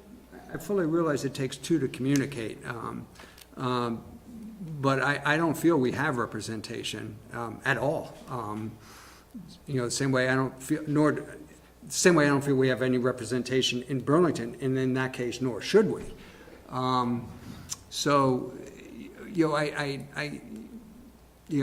would we gain? It would be representation. So, I think at the end of the day, I think you have to ask, what is that worth to your community? If you want to participate in the activity of running the airport, I think there's a financial price to be paid for that. And if it's something that you're interested in, that's the discussion we should be having. But the discussion that you're going with Thomas Chittenden and Kevin to take the airport from the city, I think that's a bad precedent to set in the state. I don't think that's what Vermonters do. I think that if you want to have that discussion, that's a discussion we should have, and I don't think that's a bad discussion to have. So, I guess we don't typically talk amongst ourselves, but this is the only time we can do it, right? Yes. So, I've been thinking about this quite a bit after getting these letters and asking Tom for some more information, and if we were to get representation, I think the right question is, is the one that was asked, and maybe not exactly the way I would ask it, but what would we be able to benefit from? What would we get? Because the runway isn't going to change its direction, it's still gonna fly over Williston. The F-35 is still gonna be over Williston, whether you like it or not. I'm not saying I Yeah. like it or don't like it, I haven't heard it yet, so I don't mind the F-16s. I guess I don't know what we would change in terms of, if we had representation, we would have more headaches, and we might have to Yeah. spend some money, some taxpayer money, but nothing, I'm not sure Yeah. what we would change. So I think that's a discussion we should have. Speaking of that, though, point of order, I suppose, should we finish with the presentation I and was start deliberating? trying to get through the questions for the presenters, Oh, okay. and Yeah. if we're done with that, then Okay. that's fine. Thank you. And we should have a short discussion tonight as to where we'd like to proceed, but we also have one member absent tonight, I'm sure that has strong feelings about this as well. So, thank you very much for your presentation. Thank you. We Appreciate your being here. time. Thank you. Thank you very much. So we have a proposed resolution to look at that we've had presented to us last time from South Burlington, that both Winnisquam and South Burlington have signed on to. And in my looking at the resolution, it calls for Burlington to do certain things, and they may or may not do that. If they don't do it, then there's a third resolution that says the governor should appoint a commission that will come up with a plan to do the regionalization plan, which, why would we, is that something that we would want to do, to support a resolution that already has a foregone conclusion? So, I'm of the mindset, be careful what you ask for, so I think it would be good to actually, as a group, and if you think Joy needs to be here for the discussion, but we should figure out what we would expect to get out of it Yep, and that, before we, because just being a part at the table, it sounds wonderful, right? It sounds like, we need a seat at the table. Well, that seat has costs, time, evidently, potentially money, but maybe it's a net zero, it could end up to be the same, but the thing is, what would we actually get? And I can't tell what would change. and it's impossible for me to answer that question. And the reason is unlike maybe solid waste, where I have a fairly good idea of what's involved, with the airport, I don't. So it's impossible for me to say whether it's good or it's bad. And I'd love to have something that would help me Right. figure that out. Well, that's what I'm saying, we should have a discussion. I'm not trying to make the decision immediately, but we should know what it is we're Yeah. asking for, rather than Yes. just, I think it's an important point that Teresa's making, and I think it's, when somebody comes in and says, look, here's this established order of infrastructure, and that person says, we want to change it, the burden of proof is on them to show why and what we're gonna get, and I'll tell you, I don't think anybody's being an evil person here, but I was disappointed in the presentation from South Burlington, because I kept looking at the things that they had for bullet points under their presentation, and this isn't universal, but a lot of times, they'd say something was a economic point, or that kind of thing, and it was actually, it wasn't, it was noise, it was housing, it was that kind of stuff, and I was looking at it thinking, okay, well, I hate to be parochial here, but whether a berm is built or not is really not gonna affect the people in Williston, and whether it's right or not, there's only so much you can do. And South Burlington, the emotion that we got was that, I thought anyway, that it was a little more heated than I would have expected if it were a objective presentation. And they may be right, but it doesn't seem like it's something that we have to worry about. And I don't want to say, well, gee, that starving kid isn't my kid. But that's not what we're talking about. We're talking about local and neighboring and neighbor versus neighbor quality of life type things that are the province of a municipal government, but they're not the province of this municipal government. And I took exception to the last point on that list of bullets that said that, claimed that Burlington City hadn't contributed money for, I forget how many years, but at the end of the day, implying that money should be poured into that, but at the end of the day, they told us that Williston taxpayers would put no money into it. So it was not, And they, it was the, I mean, just, I don't wanna start a rivalry here, but there was a neighboring municipality that told our fire department how much money we'd make from our ambulance service, and that wasn't right either. Don't get me started on the ambulance service, please. I won't mention which neighboring city, Yeah, presented that.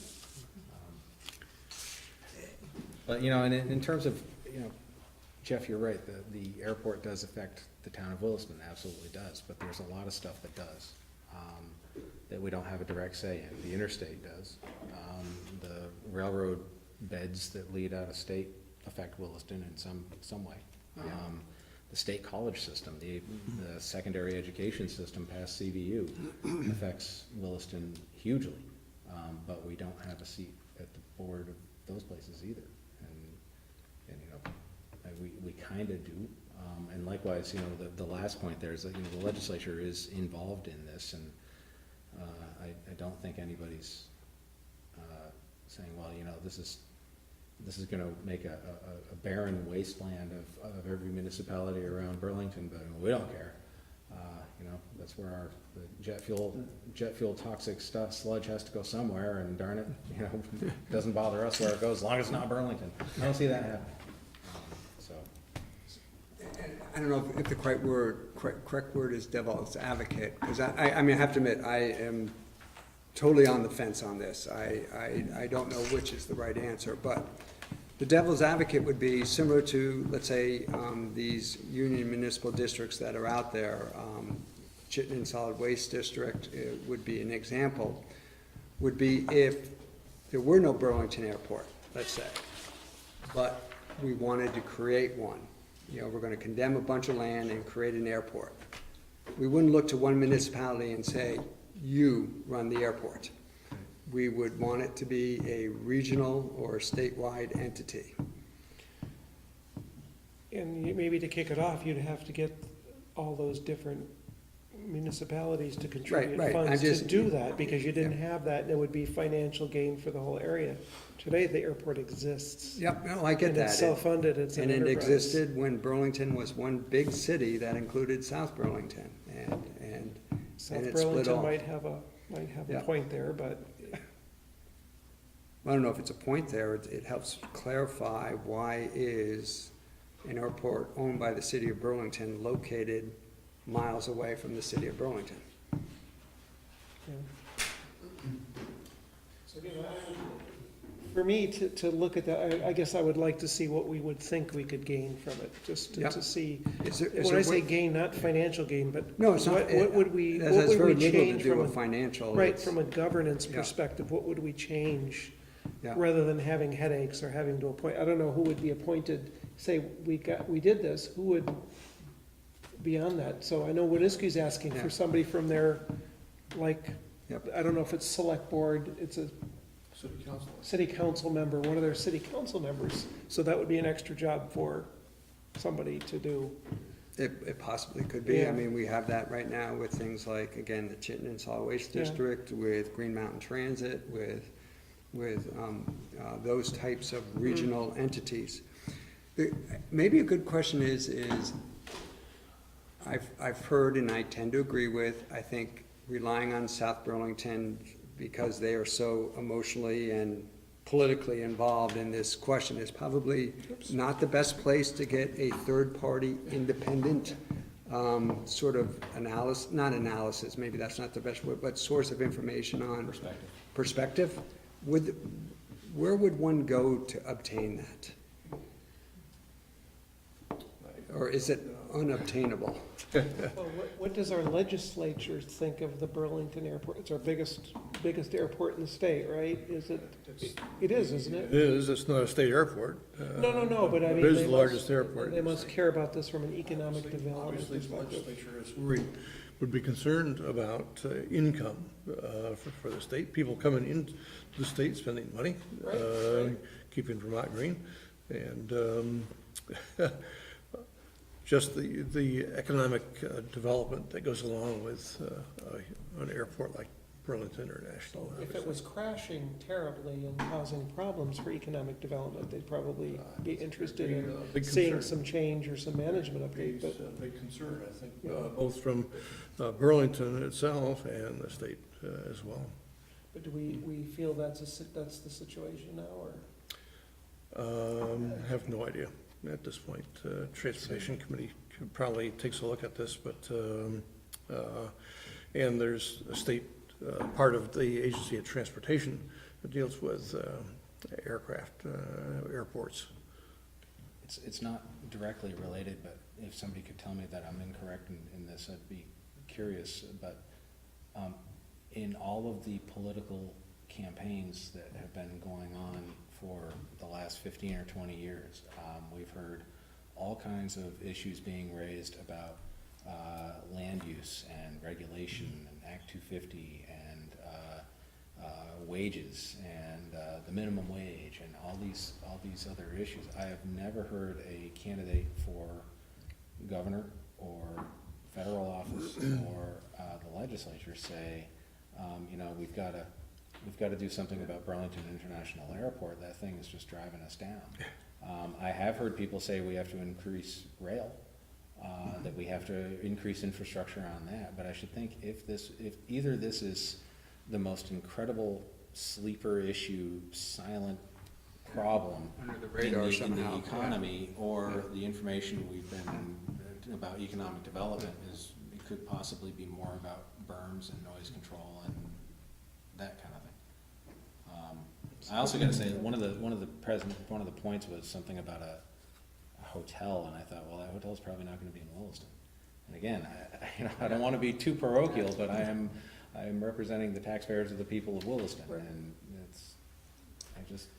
I'll say this, I don't know how the chair wants to proceed in terms of Joy's input or not. I am concerned that, every time we turn around, we have another issue that we ask the staff to do. We ask them to investigate this or get back to us on that. I don't know that I'm inclined with what I've heard so far to expend the resources to do much more. It's hard to come up with a question, actually. I don't know Yeah. what the question is. My thoughts are to have one more meeting to do some more discussion on this, and have us submit questions to Rick to see if we can find answers to that between now and our next meeting in 2 weeks, and then take some action at that point in time. And if we don't come up with any questions, then we don't have anything for him to It'll be do. a short conversation. Yeah. Okay, sounds fair enough. All right, let's move on then to, Rick, would you, send a reminder email to send you questions? by, probably, Yeah. thank you very much, thank you. By no later than probably next Monday to Rick. Water System Asset Management Report, Bruce Hoare, Director of Public Works. Bruce. Thank you. Well, I'm glad to hear people can live without water and sewer, and airplanes are more important. Jeff jumped right in and defended. No, I Water appreciate department. that. Right? Okay, anyway, we had our water system, taken a look at, by Aldrich and Elliott. They were hired to develop an asset management plan for us. that included, conducting hydrant flow tests, updating existing mapping that we have, and developing a hydraulic model of our system, so we could see if we have some discrepancies or concerns in different places. The existing system, we've been around since 1960, as far as the age of the pipes, go back 1960 to 2016. They range from 2-inch to 24-inch and have 3 different kinds out there: plastic, ductile iron, and asbestos cement. About 59 miles of pipe in our system, and our system's divided into a high and low side, which just means that one side we have to use booster pump stations to get the water up to, which makes the division between high and low. All the water is purchased from the Champlain Water District, and they're responsible for doing all of our testing that we have to have done underneath our license. There's, besides having 3 tanks in town, we have 2 pump stations, none of which we own, though. The Champlain Water District owns all that infrastructure. We own one pump station. That's the one that's up on Oak Hill Road, to boost the pressure to go up to the Thomas Chittenden Health Center and a few homes up on the road up there. The results of the management of Aldrich and Elliott's work, was that our system's actually in really good shape. And whether you believe it or not, our system's considered actually newer. 1960s and, 40, 50-year-old pipes are actually not a bad deal compared to some places. From doing a model and doing actual field tests, we found that the pressures in there were plus or minus 5 psi, so it meant that the model that we put together actually was giving us good results compared to what we were finding out in the field. There are 2 locations in our system that we actually knew about that do fail to provide adequate fire flow while maintaining system pressure. And that's at the end of the line right here on Williston Road. Because that system's not looped, it comes to a dead end, so we have no way of flowing that water around down there, so it doesn't maintain the pressure. Where is that point, Bruce, when you say the end of Williston Road? Okay, that's at the bottom of French Hill. Our last place on French Hill that has water is the school, or now the seminary, or whatever we're calling it. Nets, yeah. Sunset Hill Oh, Development. that's down where there. Sunrise Drive, okay, okay. So that area there, and then, down to the school. And it is important that, even though we're below, it's only 13 PSI, so it's not like we got a situation where if there's a fire, we won't be able to provide fire service. I'm sorry? 13 gallons per minute, you mean? No. No, it's only 13 PSI. We're supposed to maintain a certain PSI of 500 gallons per minute. Oh, so it's 13 PSI, 500 gallons per minute. I thought you were talking about the difference between 487 and 500. 13 gallons per minute would be enough to put out maybe a campfire. Yeah. So the report also points out, where we have some water lines that are quite old, some valves that are quite old, and hydrants. The next steps from this plan then would be to use it to help with our capital planning and to develop long-term cost and strategies for the system. So obviously the report's got quite a bit more information than that. I tried to take it in that memo and make it kind of an executive summary, if you will. Wayne also has a memo, a technical memo in the report, plus all the information that's in here, so we can talk about anything anybody would like. One thing to remember is that we have 3 tanks, and we're building a new one, but when we get done, we're still only gonna have 3 tanks, because one's gonna go away. We will not own the new one. We're paying for half of it, but we won't own it. That project has really gone well. It's really was pretty neat to watch. Anyway, that tank's gonna be 600,000 gallons, replacing a 300,000 gallon tank. Why we're paying half of it. We're paying for the addition. Additional 300,000.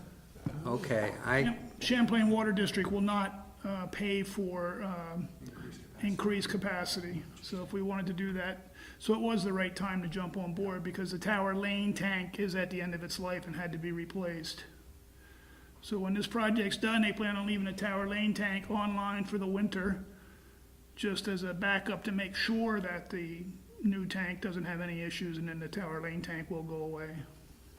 So that provides water capacity like a giant capacitor, so because you can't pump enough water into the area, or in case the water pumps go down, or? A little bit of both, Teresa. The tanks are used every day, and then refilled at night. Really? Yeah. But it is for storage volume in case something does go down. It's also for fire flow protection if we have to start doing that.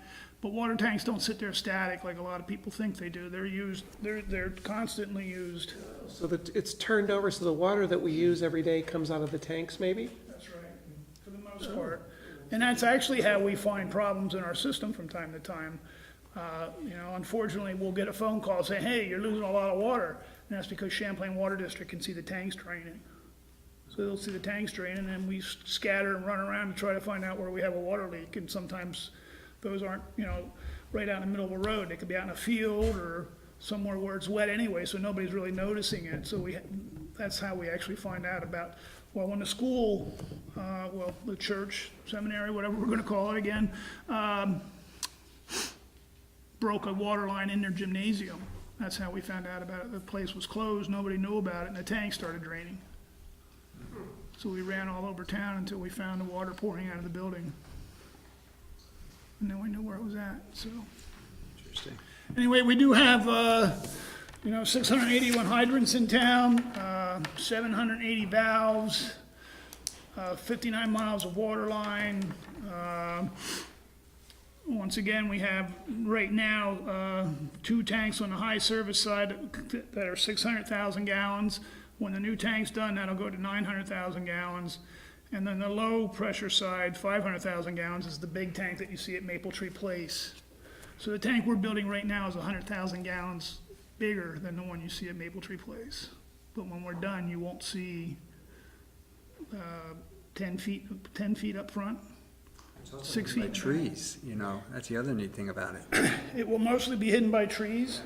I'm When wanting you to look up see the it road, you might see some of it. a little bit. And there's still some telemetry that has to go up there where there may be a tree or two cut to make the telemetry work, but there won't be any more real clearing up there. That was the whole idea behind the tank. The giant hill of dirt, is that gonna be flattened out, or does that? That goes back in the backfill of the tank. Right now, the tank is sitting in a 35-foot deep hole. So they'll backfill that, so when they're done, all you'll see is the dome on the back, 6 feet of the tank, and then the dome, and on the front, about 10 feet of the tank and the dome. Are we trespassing if we go up there and look at it? You're not trespassing, but if you go up there, you just gotta make sure that you see the office and let them know, and they'll give you a hard hat and vest, and make sure you have boots on. The company that has done this is quite impressive, probably the best construction I've ever seen happen. These guys are just so meticulous and so. That's the tank manufacturer? Yeah, just incredible. Really, you can tell they've done it before.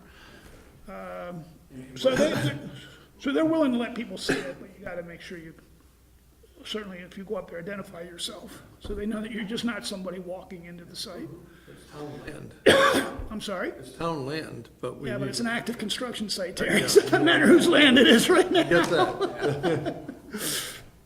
And once it's done, it'll be fenced in, so we won't have access to it anyway. Further questions for Bruce on this? Well, so it seemed like there were no recommendations, other than continue to monitor, and you're putting together long-term funds, I guess, right, what's the first thing that needs to be repaired in the system? Well, that's a little bit of a loaded question. Our water line, there's water lines that are past their life cycle cost. That certainly you could start looking at replacing and or repairing. Most times when you start looking at replacing a water line, you'd look at, one of the ways to look at it is the number of breaks you have within a certain time period. So if you have 5 breaks within a mile of pipe within 5 years or something, you might want to start saying, okay, it's time to replace this pipe, this section of pipe. Most of the pipe that's in the ground, whether it be asbestos or ductile iron, whenever we have had a cause to see, excuse me, to see those pipes, obviously because of a break or somebody doing a tap or something into them, the pipes are incredibly clean and in incredible shape. So I wouldn't be recommending any kind of wholesale replacements at this point. We don't have the scaling that you'll see. You know, you start with a pipe this big, and some places they'll get down to holes like this just because of the buildup. I've never seen any of that in any of our pipes that we have had to get into and dig up. So that means that we have good quality water, but we have a good active flushing system which keeps scouring the pipes and keeps them cleaned out. Hydrants, I think, Terry, would be the biggest concern. We're starting to spend more money on hydrants every year, so we will come in at budget time with probably an increased number in that, and we did increase it last year. We've already spent that money. What breaks on the hydrants? Is it the, Trucks, the valve or the? Oh. cars and trucks. We do get, I mean, I'm being a little, but most times it's an accident. And you would think that if something hits a hydrant, we would know who it is or find it, but we don't, a lot of times. Right, because they don't like in the movies, they don't spurt out water because there's a valve. Hydrants are dry. Hydrants are dry. No, but if it's a car, usually we'll find out who it is. They're not usually driving away. But trucks in them, I will not want to say all the time, but trucks hit them and then you just drive away, and then we end up being the ones to replace one. We're replacing one in Lamplight right now that literally is just because of age, and it's a kind of hydrant we don't even have in the system anymore, so we're taking that on to replace that one. I thought you were gonna say because Terry hit it. Yeah. Yeah, no. She doesn't live in Lamplight. Oh, Yeah, Terry lives in Terry doesn't live in Lamplight. Lamplight either. Neither of the Terrys live in Lamplight, so. Terry doesn't live in Lamplight, does he? Nobody drives around. You used to. No. What? No. No? Oh, I thought you did for some reason. So, hydrants would be the big thing. The place we see failures are at the saddles or the connections to either valves or service lines are getting eaten away, literally fall apart. The bolt thing, I remember. Yeah, I still have a That photograph was of from the that. valves. That's the other thing we see at the valves. The bonnets and the whole valve will probably be okay, but the bolts, the through bolts, just get eaten away. So then when we get down there, the valve still looks like it's all in one piece, but there might be one bolt through the bonnet where there was 9 or something before. So it's hot soils. The way we've been dealing with that is nothing goes in the ground anymore now that isn't ductile iron and wrapped in and then wrapped to keep the soils away from it with stainless steel. So the hydrants will be the one that you'll really see the most. We already have something in the capital plan to replace some water line up on, up in Southridge, is it? Or on Chamberlain Lane. Just because for some reason there is a restriction where the two sides come together. That's been on the books though for a while, we just haven't really chased after it. But it is one section that's already recommended to be changed. Just because of age? It's a restriction in flow because it goes from one size pipe to the other. For some reason, there's a smaller section in the line. Does it show up in your analysis, though? It's already in our capital plan. Okay, I meant the, Hydraulic analysis, does it Right. show that restriction?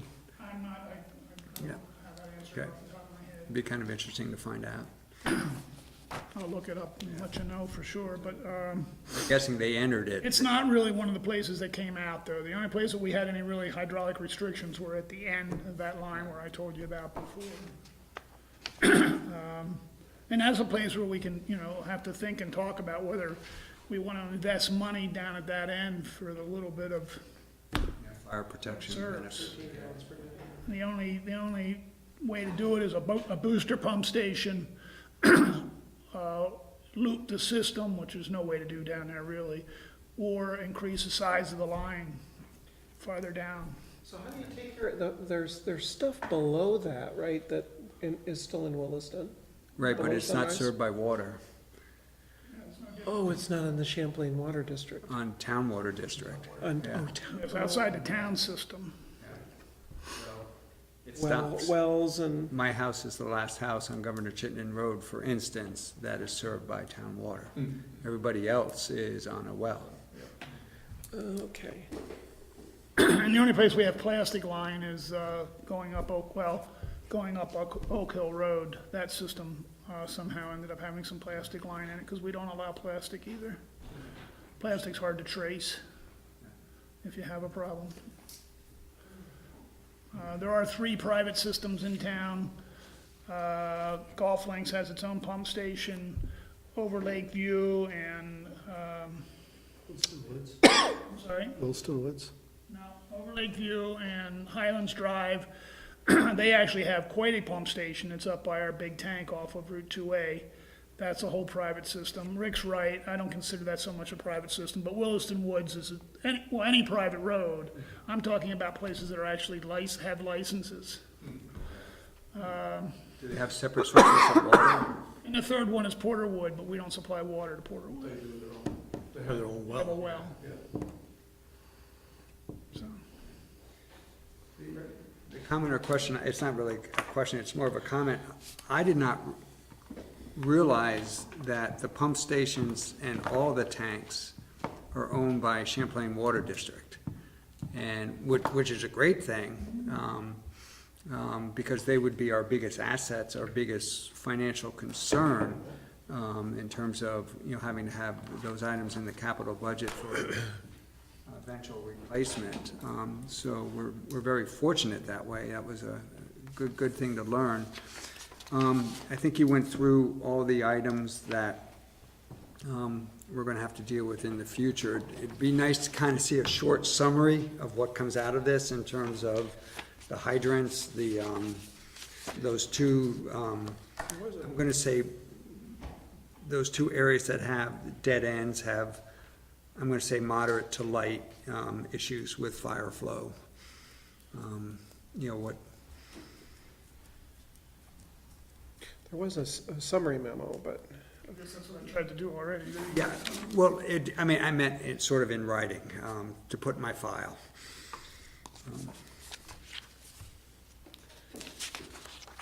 And are they gonna come up with some costs for this, or a There are recommendation? costs associated with everything. Okay, because we did not get that. There was, the whole report was, 40 or 70 pages long, and right, and what I didn't give you were all the different charts and tables and things. There was no narrative in the rest of it. Will this be online? We can, the whole report, sure, we can put that online. Yeah, It's not online now, but for people like me, who might actually wanna go through it. There are replacement costs for all the valves, replacement costs for all the hydrants, so it's all in there. Okay. It's like Prego, so. So, it's not the report, it's all the attachments. that- yes, yeah, Right. yeah. And this will be obviously a topic of discussion at our next budget. What to Well, it'll do. be, it won't be a separate discussion, but it'll be. Part just- of, Right. We'll be guided when we're preparing the capital budget, which will be just a few months from now that you'll be receiving it. The staff is already working on it, actually. That's not why I brought it up. My last question is, Bruce, what is your interpretation of what is asset management? My interpretation of asset management? Yeah, what does that term mean? Well, it means doing just what we've done here, putting everything together so we know what's out there to start with, and then building a plan from that on, to keep moving forward, and not just a long-term capital plan, but things we need to do immediately to keep things working. One of the things I did, that's a good question, one of the things I did want to point out is that in the very front of this document, there's level of service goals and performance measures. And there's 3 pages of that, which we will use as a guideline to keep moving this forward too. There are some things in here that need to be changed, like the inspection of backflow prevention devices. We've got an ordinance now that says that commercial places We still don't have them all doing that, but it's not necessarily even their fault. I don't think most of them even know still that that ordinance exists, so we need to keep continually reach out to them. And the ones that do it, it's not an issue. Anyway, that's what the first 3 pages of this are. So, no, we're actually doing an upgrade to our sewer study right now too. It's not gonna be so much a full-blown asset management, but I'd like to have that done at some point also. I mean, we basically have it already for our roads, so we should have it for all of our assets in town, including the building we're sitting in. Just so that we can start to look at, the numbers get pretty frightening though, when you start looking at what we're not doing. So. Anything further on the water assets? Okay, thank you, Bruce. Regional dispatch survey report, and Rick has given us a memo regarding I that. did actually have one question. Oh, okay. Just on, not to the report, but do we ever do a water quality test? When I say water quality, I mean for different contaminants or particulates or that kind of thing. We have to. CWD does. We don't do them, that's right. We'll do them if somebody calls and they're having a complaint. We might go pull a sample real quick, but our quarterly or all the inspections or tests that need to be done under our permit are all done for us by CWD.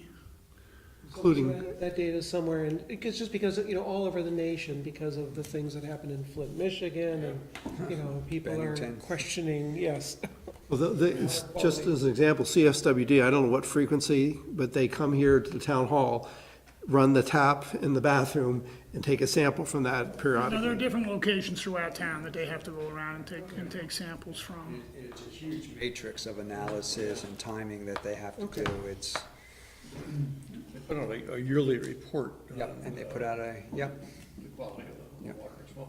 So they're on a very strict standard to do testing on various things. The Champlain Water District is consistently known as one of the top water producers in the United States. Just, That's good to know. yeah, no, they really are. They're very good at what they do, and we're fortunate to have them as our partner.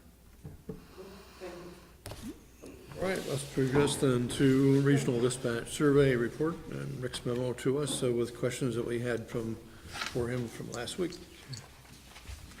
Speaking of regional cooperation, this is a new one. Last meeting, I had prepared I had used a PowerPoint that had been prepared by a representative of another community and added a couple slides at the end, and it focused mainly on process. The key thing for the select board at this point is to judge whether or not the agreement to join the authority is something that the board finds acceptable or not. That isn't to say I was looking for a decision at this time, because I'm not. A decision will be needed, I would say, in January as to whether or not the board wants to vote to add this to a town vote.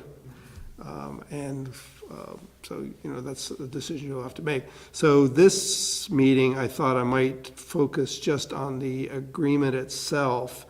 And the agreement is quite lengthy. So I tried to pick the sections that were most critical as from what I thought might be your viewpoint. And so doing, I found one section or one sentence anyway that I didn't like, so I'm going to bring it up and I'll mention that to you shortly. I don't know, should I go through section by section briefly? Yes. On this memo here? So this is the agreement to create the Chittenden County Public Safety Authority? Yes, that's correct. And it's still, at this point, it's still a draft, so we still have an opportunity, although time is starting to run short.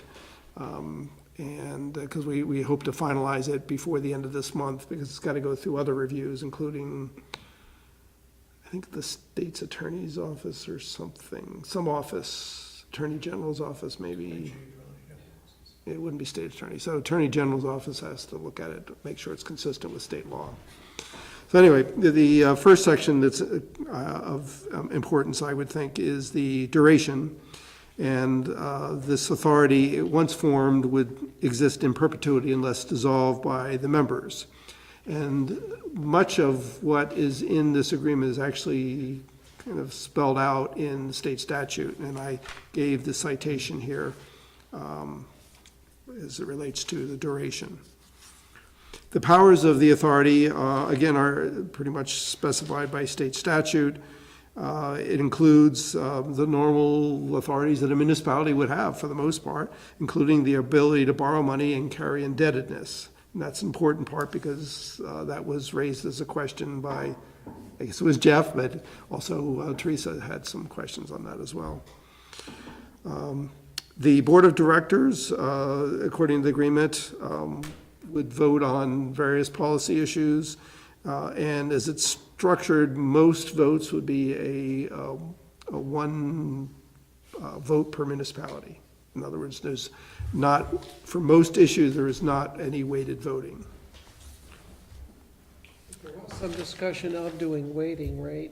Well, I'm going to get to that a little bit later, because in one circumstance, the city of Burlington does want to have weighting, but we'll get to that in a couple minutes here. One other point under the, which Board of Directors, let's see, I covered the powers, so I'm a Board of Directors section. One other key point is that the directors, according to the agreement, would be the town or city manager of each community, or their designee, or the mayor, if the mayor happens to be the chief executive officer. There was quite a bit of discussion on this point, and the thinking is that this is a very close extension of a town service, even as a regional dispatch. The service is the police department, and the police department is served by regional dispatch. And so the feeling is that because of that close proximity, it's a little bit different than the solid waste district, which is pretty much fully a whole separate service. It's not integrated within, closely integrated to Public Works, for example. So that's why the feeling is that having managers as the directors, for the most part, makes sense. Of course, the managers recognize that we're also going to need input from others, including, and specifically, police chiefs, because they are the ones directly using the service. And so we envision having a subcommittee of chiefs providing technical advice to the Board of Directors. And I guess I maybe should pause after every time to see if there's any questions about each of these sections before I move on. So I know that the board is going to be made up of town managers or their whoever they designate to do that. I'm just trying to get, and then you mentioned the point about it's really good to get the input from the police chiefs because they're the ones who are really going to benefit from this service and will be able to best provide that input and bring that whatever knowledge. And fire chiefs too, I'm sorry. I'm sorry, yes, and fire chiefs too. So maybe that answers my question. My question kind of becomes is why shouldn't the police chiefs or fire chiefs be the board members? But part of the answer is because Williston has one of each. Well, you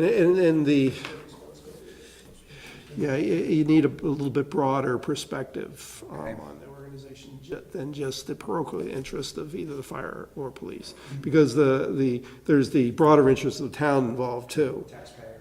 Right. And of course, the manager serves at the pleasure of the select board, so the manager has to be responsive to the select board's interest as well. So, Good. Yep, good. So in your last, where does it say that the directors are town managers? it should be in section 6. Right.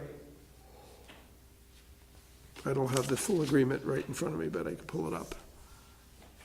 But in section 6, it should say that.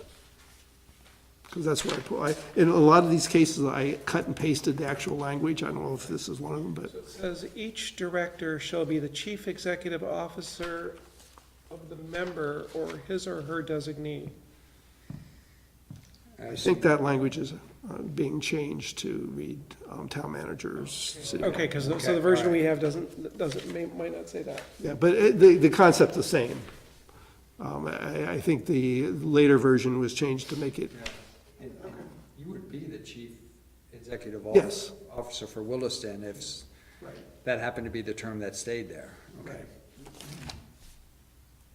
that's why I say it's intended to mean the same thing, but I use I think what would be the more up-to-date language.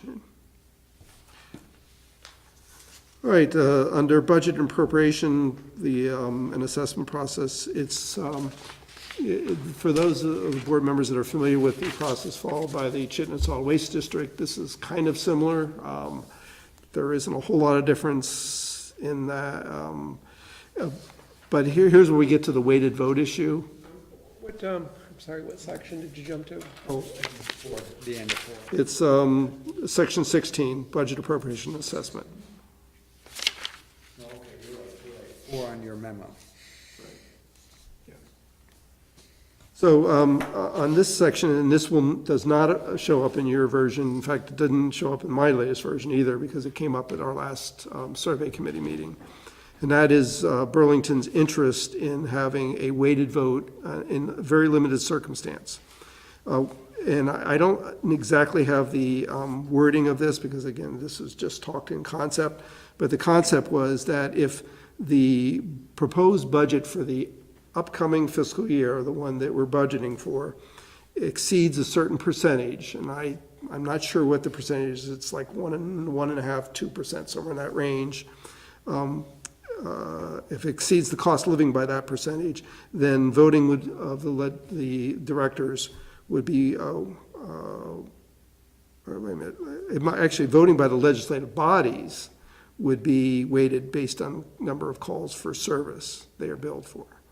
So, in other words, if the budget goes to the legislative bodies, and it does go each year, and they vote on it, if a number of towns want to vote against it, then the vote will be weighted in that circumstance. It wouldn't be the board of directors vote, it's the legislative bodies. Is that clear? Oh, it's clear. What isn't clear is how much sway does Burlington have over everybody else? Oh, let's see, I think I had that number here. Yeah, it just is, Well, currently, they represent 31% of the calls. okay. Williston's 8.5%. So it didn't cross the magic number that had me concerned, which was 50%. But it, I mean, it still is, it's a third almost. So it's still sizable. Yes. Yeah, the next closest is Essex, it looks like, they're at 14.3%, Colchester, South Burlington's 13%, Colchester's 11.4%, and it goes, and Williston's next at 8.5%. So. And those are the list of current participating members. Now, the percentage will change depending on who actually becomes a member. Initially, Burlington may indeed have more than 50%. Like, it's possible. That's unfold. Yeah, and which I would find untenable. I just, Well, but remember, it's only if the budget increase exceeds a certain percentage over the cost of living. over the cost of living. Okay, that's a key part right there. Okay. I can't tell you exactly what that percentage is. As I said, the language is still being worked on. Yeah, I would want that, I mean, if this has to be there, this weighted average provision, I would want that threshold that has to be passed to get to the weighted average voting to be as high as possible. All right, let's see, is there anything else on the section 16 budget and assessment process? If not, we'll move on to section 17, cost sharing formula. And this cost sharing formula will be specified in detail in the memorandum of understanding, which is a separate document from this.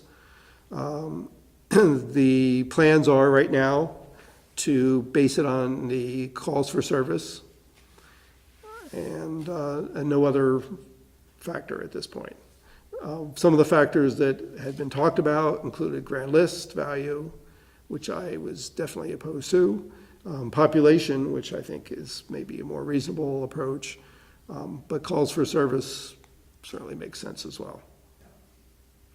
And that will be easily trackable? Yes. Okay. Yes, the police chiefs had to define what a call for service is, and they've done that, so we have a consistent number that they will be using, so yes.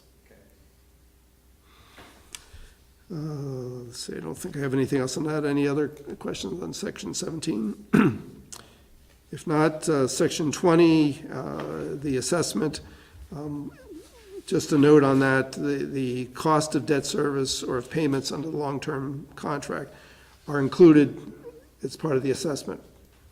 So if there's a debt that's incurred by the organization, Williston will be contributing towards that debt based on our calls for service. And then section 21, withdrawal is probably the, well, there's a lot of different steps and considerations there. And there's one problem I see with the way things are worded, but I'll get to that in a moment.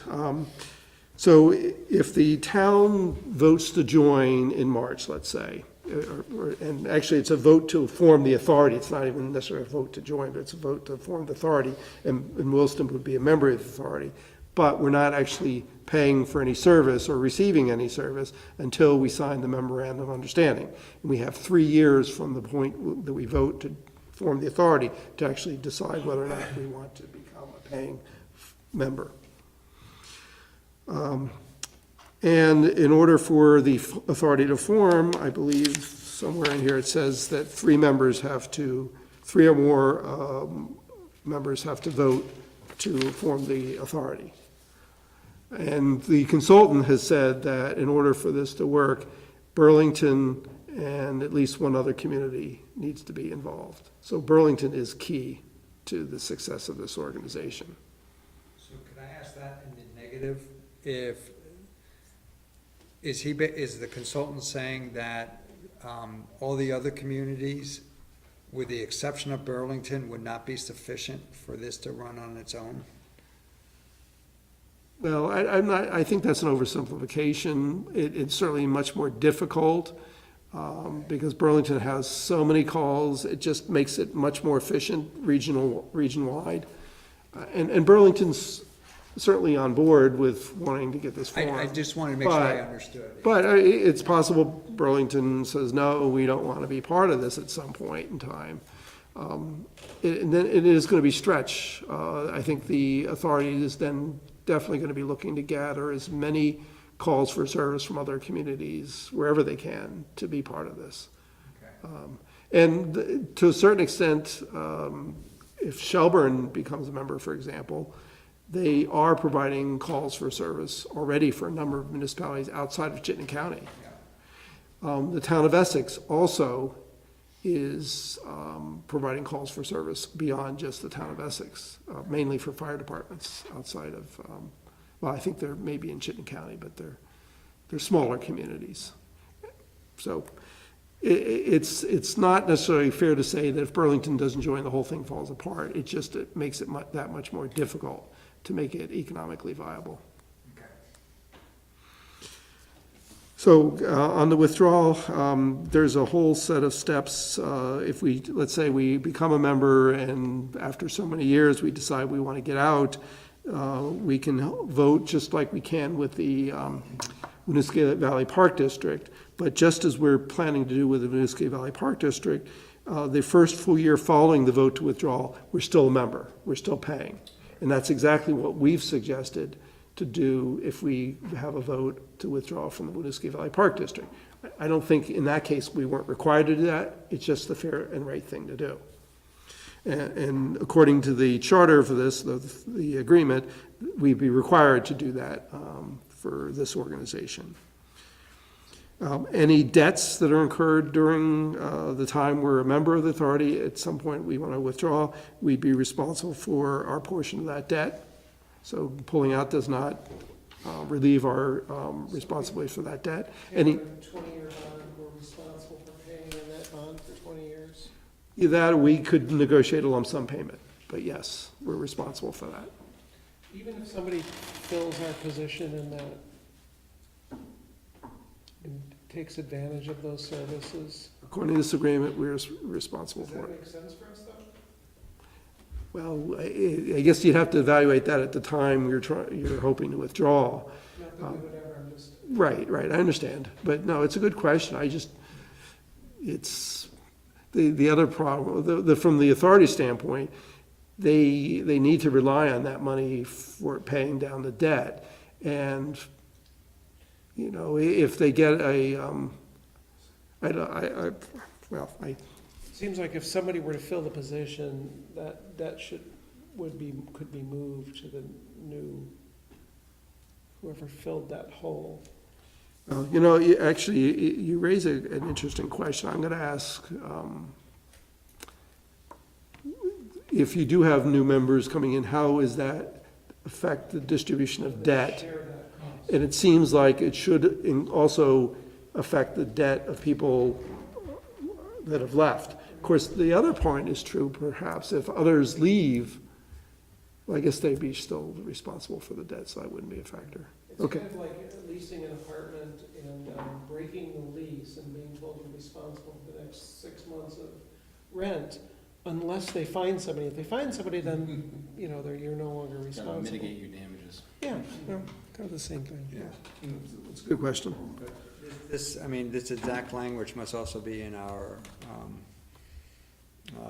part of being CSWD.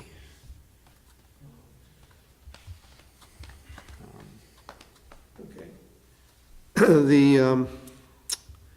One of the points that, where I had the problem was on section 7, subparagraph E in my memo. It talks about if there are unbudgeted costs and expenses arising out of activities of the authority during the time we were a member, then we're responsible for those, which I understand. But it says regardless of when the costs or expenses may be discovered. And I also understand that, but I don't think a municipality withdrawing should be responsible for costs that haven't been discovered for an indefinite time period. Oh, okay, You know, interesting. so 10 years from now, they say, oh gee, we forgot about all these costs and these were incurred when you were a member. No. But if it happened within 3 or whatever number of years, it may be more reasonable. I can see that might make sense.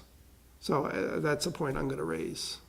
But if it isn't part of the budget, I mean, the argument I would make is, wait a second, if it isn't part of an adopted budget, these undiscovered expenses, then I guess I have a hard time saying you can go back to somebody who paid their fair share of that budget at the time that budget was passed and those costs were incurred, that you owe additional money because of this undiscovered expense. So I wouldn't even put like a 5-year. I have a little trouble with this concept. Well, I do too, but I'm trying to think of it, if I can come up with an example. Maybe an example would help me, because Well, I suppose, let's say you have a retirement plan for the dispatchers, and come to find out that the communities haven't been putting enough into that account. And so you have to play catch-up. And so during the time, had we been a member, we would have already been paying a certain amount towards that retirement account during the time we were a member. But this wasn't discovered until after we withdrew. So it seems like then we maybe have an obligation to contribute towards that fund to catch up, only for the time that we would have been a member, then we would have been having to pay it anyway. I don't know if that's a great example or not, but that's the only one I can come up with. I get the point, but I also get the point of where somebody says, wait a second, you adopted a budget and, who's withdrawn, and, that budget went through your fiscal review, it went through our review, we voted to approve it, we paid like we're supposed to, and now you're coming saying we underpaid because of the district's fault. Well, of course, I'm talking about cost, I'm sorry. I was gonna say, the district is the member, so there is no you versus us. But once you've it's left, everybody. it's a different thing, But these are costs incurred while we were still a member. I get it, but, Well, yeah, I think if we can put some sort of time limit on it, I'd feel much more comfortable about this. that time limit should be on the shorter side. Yes, If any. right. All right, section 22, this is admission of municipality. This is paragraph 8 of my memo. I've pretty much covered this at our last meeting, so there's nothing new here other than, I already mentioned, it takes 3 or more municipalities voting in March to approve or form the authority.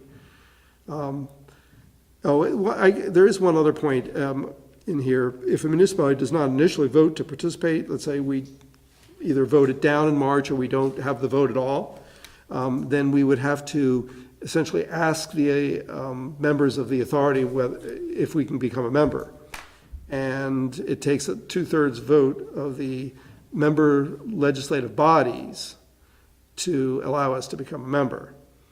So there's potential risk there, although I would say that right now, the authority is banking on getting as many municipalities as possible for the calls and the assessment that goes with those calls in order to make this become even more financially efficient and effective. But it's a little bit of risk. And of course, the other point is that I'm guessing that we won't necessarily, even if we vote to form the authority, we won't necessarily become a paying member right away. That doesn't mean we won't get service, and I'm thinking mainly our fire department. Let's say we don't join right away, we don't agree to sign the memorandum of understanding, but Shelburne does. They're doing our fire dispatch now, so we would have to pay the authority for that service. And I'm guessing the fee we would have to pay would be higher than if we were a member, because we don't have the risk of being a member, but we are getting a service, and so it would make sense that we'd be paying a higher rate. Right now, we're paying like $40,000 to $50,000 a year, and I don't know what that would translate in with the new authority. Let's not focus on that number. We pay the town of Shelburne for that. Okay, all right, yes. I didn't make that clear. And then the last section I covered here is the amendment of agreement, section 24. There's a multi-step process. Any amendment would first have to be adopted by 2/3 of the directors of the board, then submitted to the legislative bodies of all the member municipalities, and then it becomes effective upon adoption of a majority of the legislative bodies of the member municipalities. And then last is the section 25 ratification, and again, it takes effect upon approval of voters of 3 or more initially authorized members. And of course, Williston is one of the initially authorized members, along with Burlington, South Burlington, and Winooski, Shelburne, Milton, Essex, Colchester. Those are all the initial group that are currently on the survey committee. Okay, that's what's meant by initially authorized members, is a survey committee, not who got voter approval to join. That's correct. Okay. Any other thoughts or questions? Okay, then I will take these comments back to the survey committee, and we'll proceed from there. You'll be seeing this again in January. Let's move on then to sanctuary city discussion. This is something that Jeff wanted to be on the agenda, and with other things that have taken precedence, so this is the first time we'll have a chance to take a look at it. And Jeff, why don't you give us your thoughts on this, and I think we'll have a brief discussion on this tonight. No, Joy has some concerns on this issue. And I would prefer Joy would have been, could have been here. The concept is simple, I think it's simple, there are, I don't know what's the right term to use. I hate a lot of the terminology that's out there, illegal alien. Like, what is it, these people came from Mars and are now living amongst us without our permission? I just, the terminology drives me nuts. But there are probably undocumented folks from other country who live in Williston, who work in Williston, and it's the concept of that, and there are, I'm sure, plenty of documented, if that's the correct term, folks from other countries, whether they be refugees or whatever it is they need to escape, who are poverty or, what you and I all seek, which is a better life for our families, who are here. And it's the concept of being, do we want to be a welcoming community? So folks who are in these situations do not feel, can feel safe. I think maybe that's the key word right there. And so that's the part of the sanctuary city that attracts me. That's how I would want my community to be perceived, but by anyone, whatever their status is. And maybe the politics have changed slightly since when this was more of a hot issue, but I think the core issue is still there. I don't know if becoming a sanctuary city is the best alternative for Williston. I honestly don't know. But I do believe there are steps Williston can and should take, and by steps I mean so that folks hear it, can see it, other than, we say we have an ordinance. That's great, but that's not only great, that's very positive, but it's that concept of positively or actively letting folks know that Williston is a community that is a safe community, is a welcoming community, I think, the best way I can describe what it is I'd like us to move forward on. I agree with all that. I would say, I don't know about public perception, I guess, the last point that you made. I don't know. I do know that there's a lot of law out there that people think that they know, that they actually don't. That every single day. Yeah. People saying they want to sue somebody for harassment. And there's almost no such thing. I get people who think that this ordinance, the statute, is still driving while intoxicated, DWI. It's not. It's driving under the influence of alcohol to the slightest degree. I deal with this all the time, that people have misconceptions, and I don't know what the government can do to a degree, because we have freedom of the press and we don't have our own newspaper. We don't have like the Daily Worker or something. I do note, though, in terms of the policy, I was pleasantly surprised, and this is the second time I've read this, that I think our general order from the police department is already there. I mean, I'm just going to quote a couple of things. Section 5, due process and immigration enforcement. Section B, immigration is a federal policy issue between the United States government and other countries. Federal law does not grant local and state agencies authority to enforce immigration laws. State law does not grant local and state agencies authority to enforce civil immigration laws. Subsection C, therefore, agency members, that would be the Williston Police Department, shall not initiate or prolong stops based on civil immigration law matters. Similarly, Williston shall not facilitate the detention of undocumented individuals suspected of being undocumented. Section D, agency members, Williston Police Department shall not comply with such requests for administrative warrants. Victim and witness interaction, Williston Police shall not ask or investigate immigration status of a crime victim witnesses unless the victim witness is also a suspect in immigration status is necessary to the criminal investigation. It just, I was pretty happy with all that already. And that's great. And first of all, I'm greatly pleased to hear your interpretation and how you feel about that.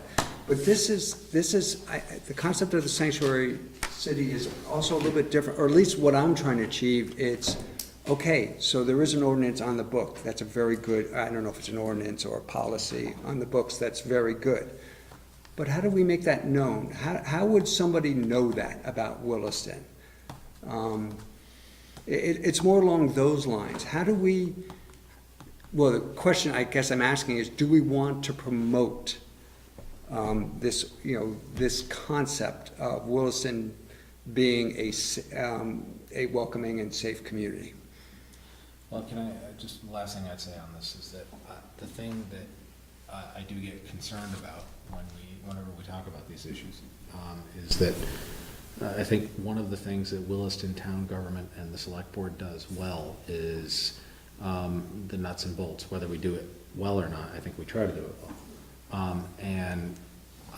We don't, a lot of other towns and cities put things on their ballots about, fetal tissue and abortion and, this other stuff. And whatever my position is on those issues, I always think, what's that got to do with plowing the roads and whatever? And you can make the argument that all politics is local and you got to think locally, but again, we have 610,000 people in the state. If you want to get on the phone with Peter Welch or Bernie Sanders or Pat Leahy, you can try a little bit and you'll be able to do it. And I don't know. So I mean, when you talk about promoting this stuff, I get concerned that we're going to start promoting something that is not really a town issue. I don't know my position on it, but that's the thing that I get concerned about. And I understand, but I would maybe argue Williston is more than the nuts and bolts. We are a community in whatever sense that, I think the community is very difficult to describe, and very difficult to describe how Williston is as a community, whether it be neighborhoods, whether it be, Williston as a whole. We're the government, not the community. We represent the community, but we're not the community. But we're the government of the town of Williston. But at times don't we play a role? And I don't know. yeah. So what's the difference between the policy that, the whole thing about Sanctuary City is not supporting immigration, right? Not backing immigration's plays to do these administrative warrants, to overhold people for these administrative warrants, asking people for immigration status. Isn't that the whole idea of Sanctuary City for police departments? And Not to do that, isn't that kind of the whole idea? Because otherwise, you can't dictate what other people think, right? So you got the police, you can dictate their policy, which Right. Chief Shepherd Yeah, has already thankfully done, did. yeah. And I actually didn't see it before this time, and Yeah. it's written amazingly well, and I think he used a template from somewhere else. Yes, he did. It wasn't his own, but it was, I was surprised we had adopted this, so. Can I answer? Let me interrupt you and then stop interrupting you. Yeah. One of the major things about this general order here, that as I see it, it's not a symbolic policy, it is a law enforcement policy. And by that I mean it keeps people in Williston safe, because you don't want a witness to a crime running away because they can't afford to possibly have any interaction with the police. You can't have a crime victim, particularly a particularly vulnerable victim, a sexual victim or some other, not reporting it because they don't want to be deported and taken away from their children. And so when I look at it this way, and I think that's one of the only ways to look at it, it is good law enforcement to have this there. And so, but anyway, I'm sorry, I interrupted you, Tracy. No, I was just saying, I'm trying to understand the difference, because when I read this, I'm like, oh, we are a sanctuary city. We're essentially implementing that policy.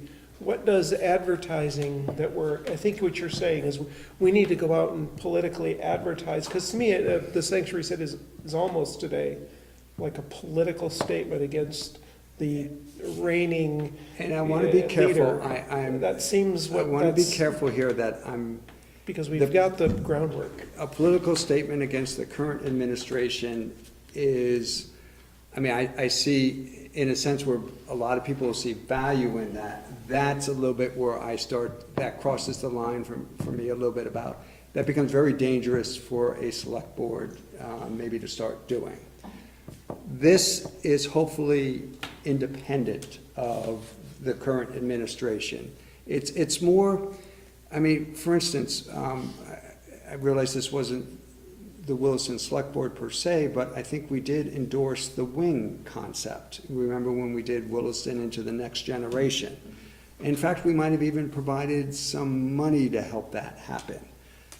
I'm not at all arguing against that.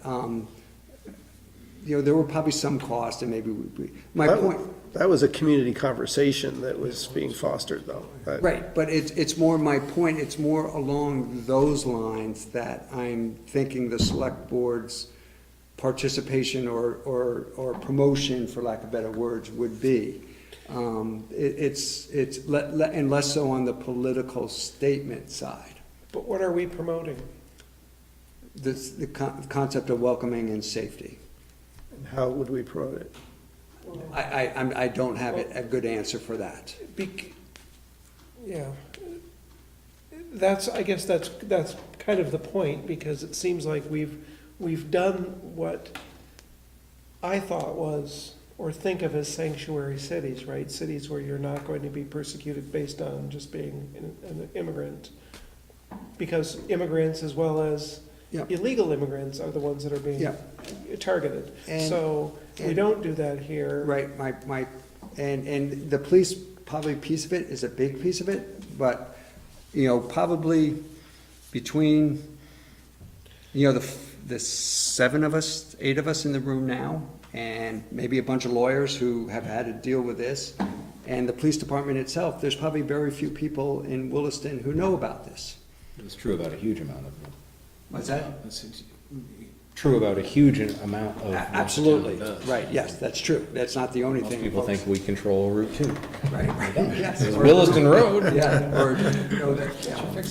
And I probably should say, too, that I would say a majority of police departments have adopted something similar to that policy already, because I believe it was required under state law. That's right. So it's not a Williston thing, Yeah. it's a state thing. Yeah.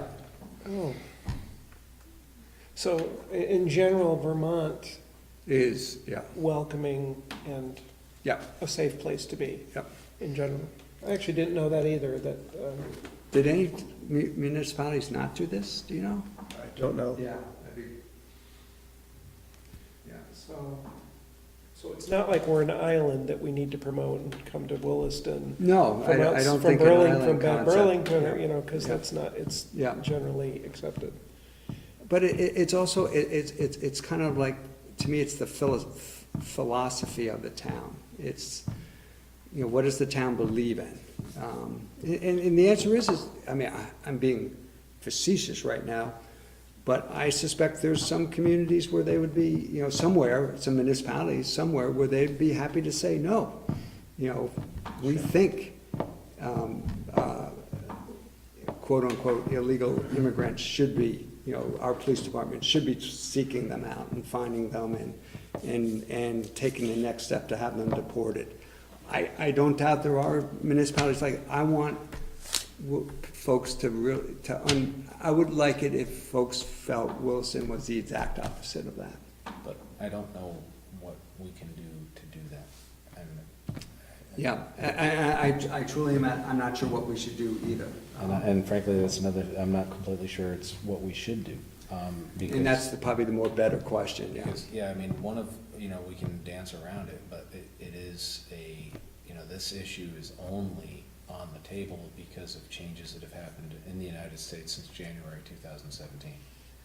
Yeah. And, you know, in January 2009, we wouldn't have been taking this action. Right. So it's, in many ways, it would be a political statement for the town to issue some sort of decree or proclamation or something like that, that a lot of people in town would not be comfortable with, and, you know, the people who agree with the proclamation or whatever it would be, probably wouldn't be ringing your phone off the hook, but the people who didn't agree would be upset, and I don't know that they'd be wrong from a procedural point of view. To me, it's kind of a political hot button. It's making a political statement, especially if all of for the most part, all of Vermont is kind of a sanctuary state. Standing up at this time and saying we're a sanctuary city, I don't know what that, I think the policy Yeah. is enough.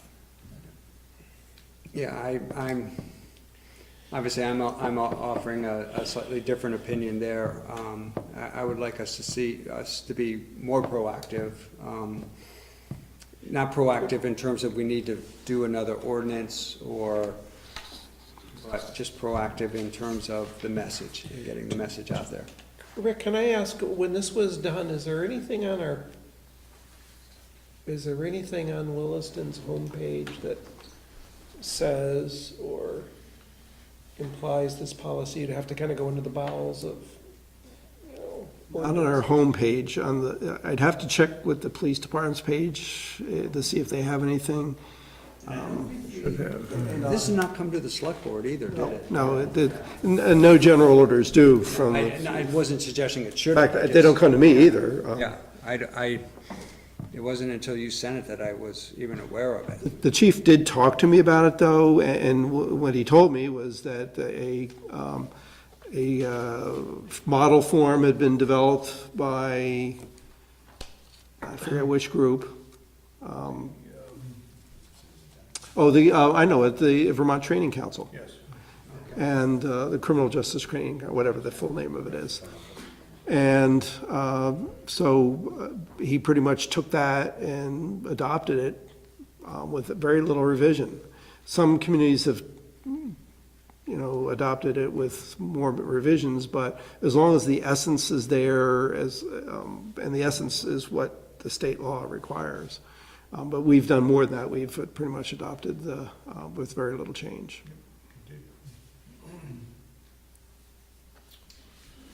Is there anything else we need to find out before if we need to discuss this again? No, I mean, I get the feeling the consensus, I can't speak for Joy, obviously, but the consensus is not to do anything. I think that would be her consensus as well. I mean, I like the idea of sanctuary city, obviously. I'm certainly in that area, but I was actually surprised at how far this went. So I was looking forward to this discussion tonight. And when I read this order, I was very pleasantly surprised, as I think Ted said as well. But can I ask, when the new chief comes in, is this something that can be as quickly wiped away as was added to our? By violation of state law. Right. He could, if he state- violated state law, he could change it, but otherwise no. Yeah. Is this a state? Well, he could make Well, modifications. yeah, because I've heard some towns have adopted Yeah. parts of it, so that it can't be a state Yeah. law. Well, okay, we're right. Let's monitor that situation. I don't have a problem with that. Can we make a statement that says we support and want to make, could you make this a permanent policy? Or, I'm just asking the question. Oh, make it a town policy versus a police, Police order, general order. police department policy, general order. I think what Yeah, would be a good way to do that is to say that we would ask that the town manager communicate to the police chief that he is directed to tell the town manager, who will tell us, if any changes to this general order are made. That would be But good. I have no problem with that, for sure. Yeah, I Because mean, I actually think yeah, this is really yeah. good. I mean, yeah. That way we'd be kept in the loop as well, so. that would- As a political, not as a political, but as a leadership organization, we could say, we strongly support this policy, and would like the opportunity as a leadership board to have yay or nay if this is changed, or kind of, I don't know. Yeah, I mean, there's no harm in that. So we good for this? In other words, it does not have to come Yes. back? Yes, at this point, I think we're good to just make sure that the new chief is aware that we like the policy. I will do that. So we'll move on to manager's report. A couple items I want to highlight in my written report. First is the assistant manager recruitment process. As this is writing, I said 60 applications now, and it's close to 80. So the deadline is Friday, so we're getting down towards the end of that. I am going to be forming a panel, and I would like to offer a slot on the panel to a select board member if anyone's interested. Please let me know. Moving on here, Community Justice Center funding. We've received word that the amount of money that will be available to Chittenden County Justice Centers is going to be decreasing. The word I'm receiving from state officials is that the money will be reallocated to other justice centers outside of Chittenden County. I guess the feeling is that Chittenden County is getting a disproportionate share of the money.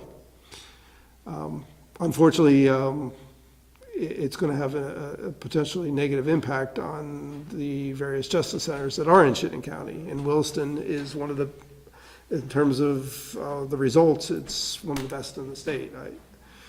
My concern is that it's going to pit multiple justice centers within Chittenden County against each other, because they're creating it as a request for proposal. So our justice center is going to have to submit a proposal in order to continue operating as a justice center. And they will view those proposals as on a competitive basis, which is why I say we're going to be kind of pitted against other justice centers, because we're going to be competing for the same pool of money. And I think that's going to create some problems. And our justice center is a little bit different in the sense that we serve more than just Williston. That's a big piece right And so we have a couple things. One, we have this whole competition thing and how that's all going to sort itself out. But then we have the other thing is diminished resources. And so we're going to take a look at what resources the town is putting into it above and beyond cash, because we're not putting any cash into it. But we are providing a space, we're providing supervision by the police department, and some supervision from my office as well. And, telephone and, all the things that go with a building and space. And so that's a resource that we need to clearly identify the value of that. And then secondly, we need to begin exploring immediately the possibility of receiving money from the other municipalities that receive the benefit of the services provided through our Justice Center, perhaps on a population basis. And then there's other things we can look at too, including charging a fee for some of the services that we provide.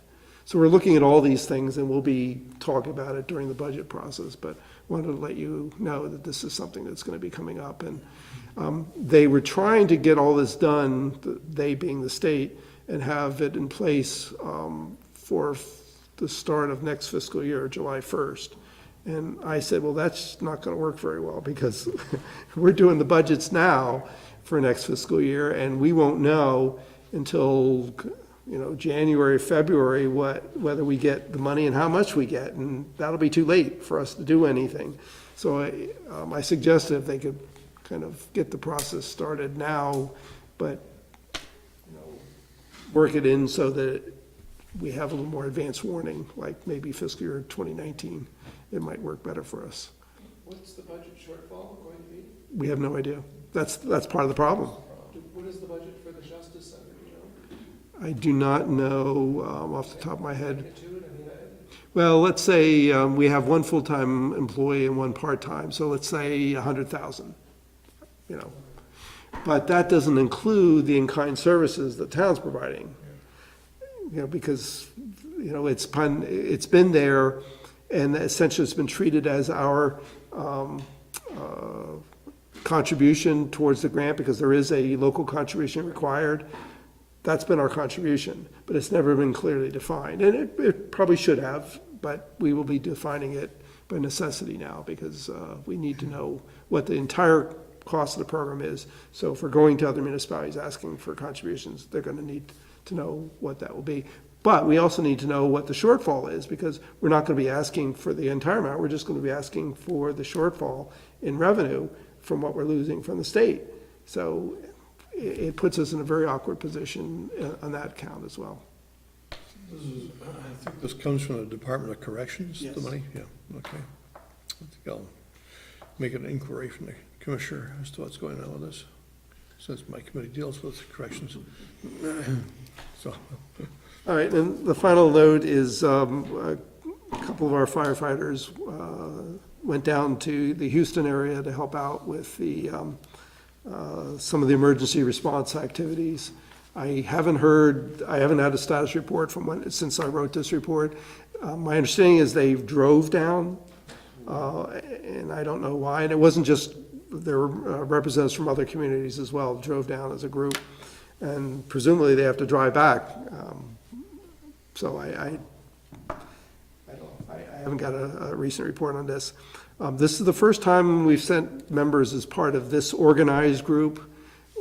There was another hurricane in 2012, the Hurricane Sandy, where we did send down, I think, one of our ambulances with a crew to help spell the emergency crew down in that New Jersey, New York area.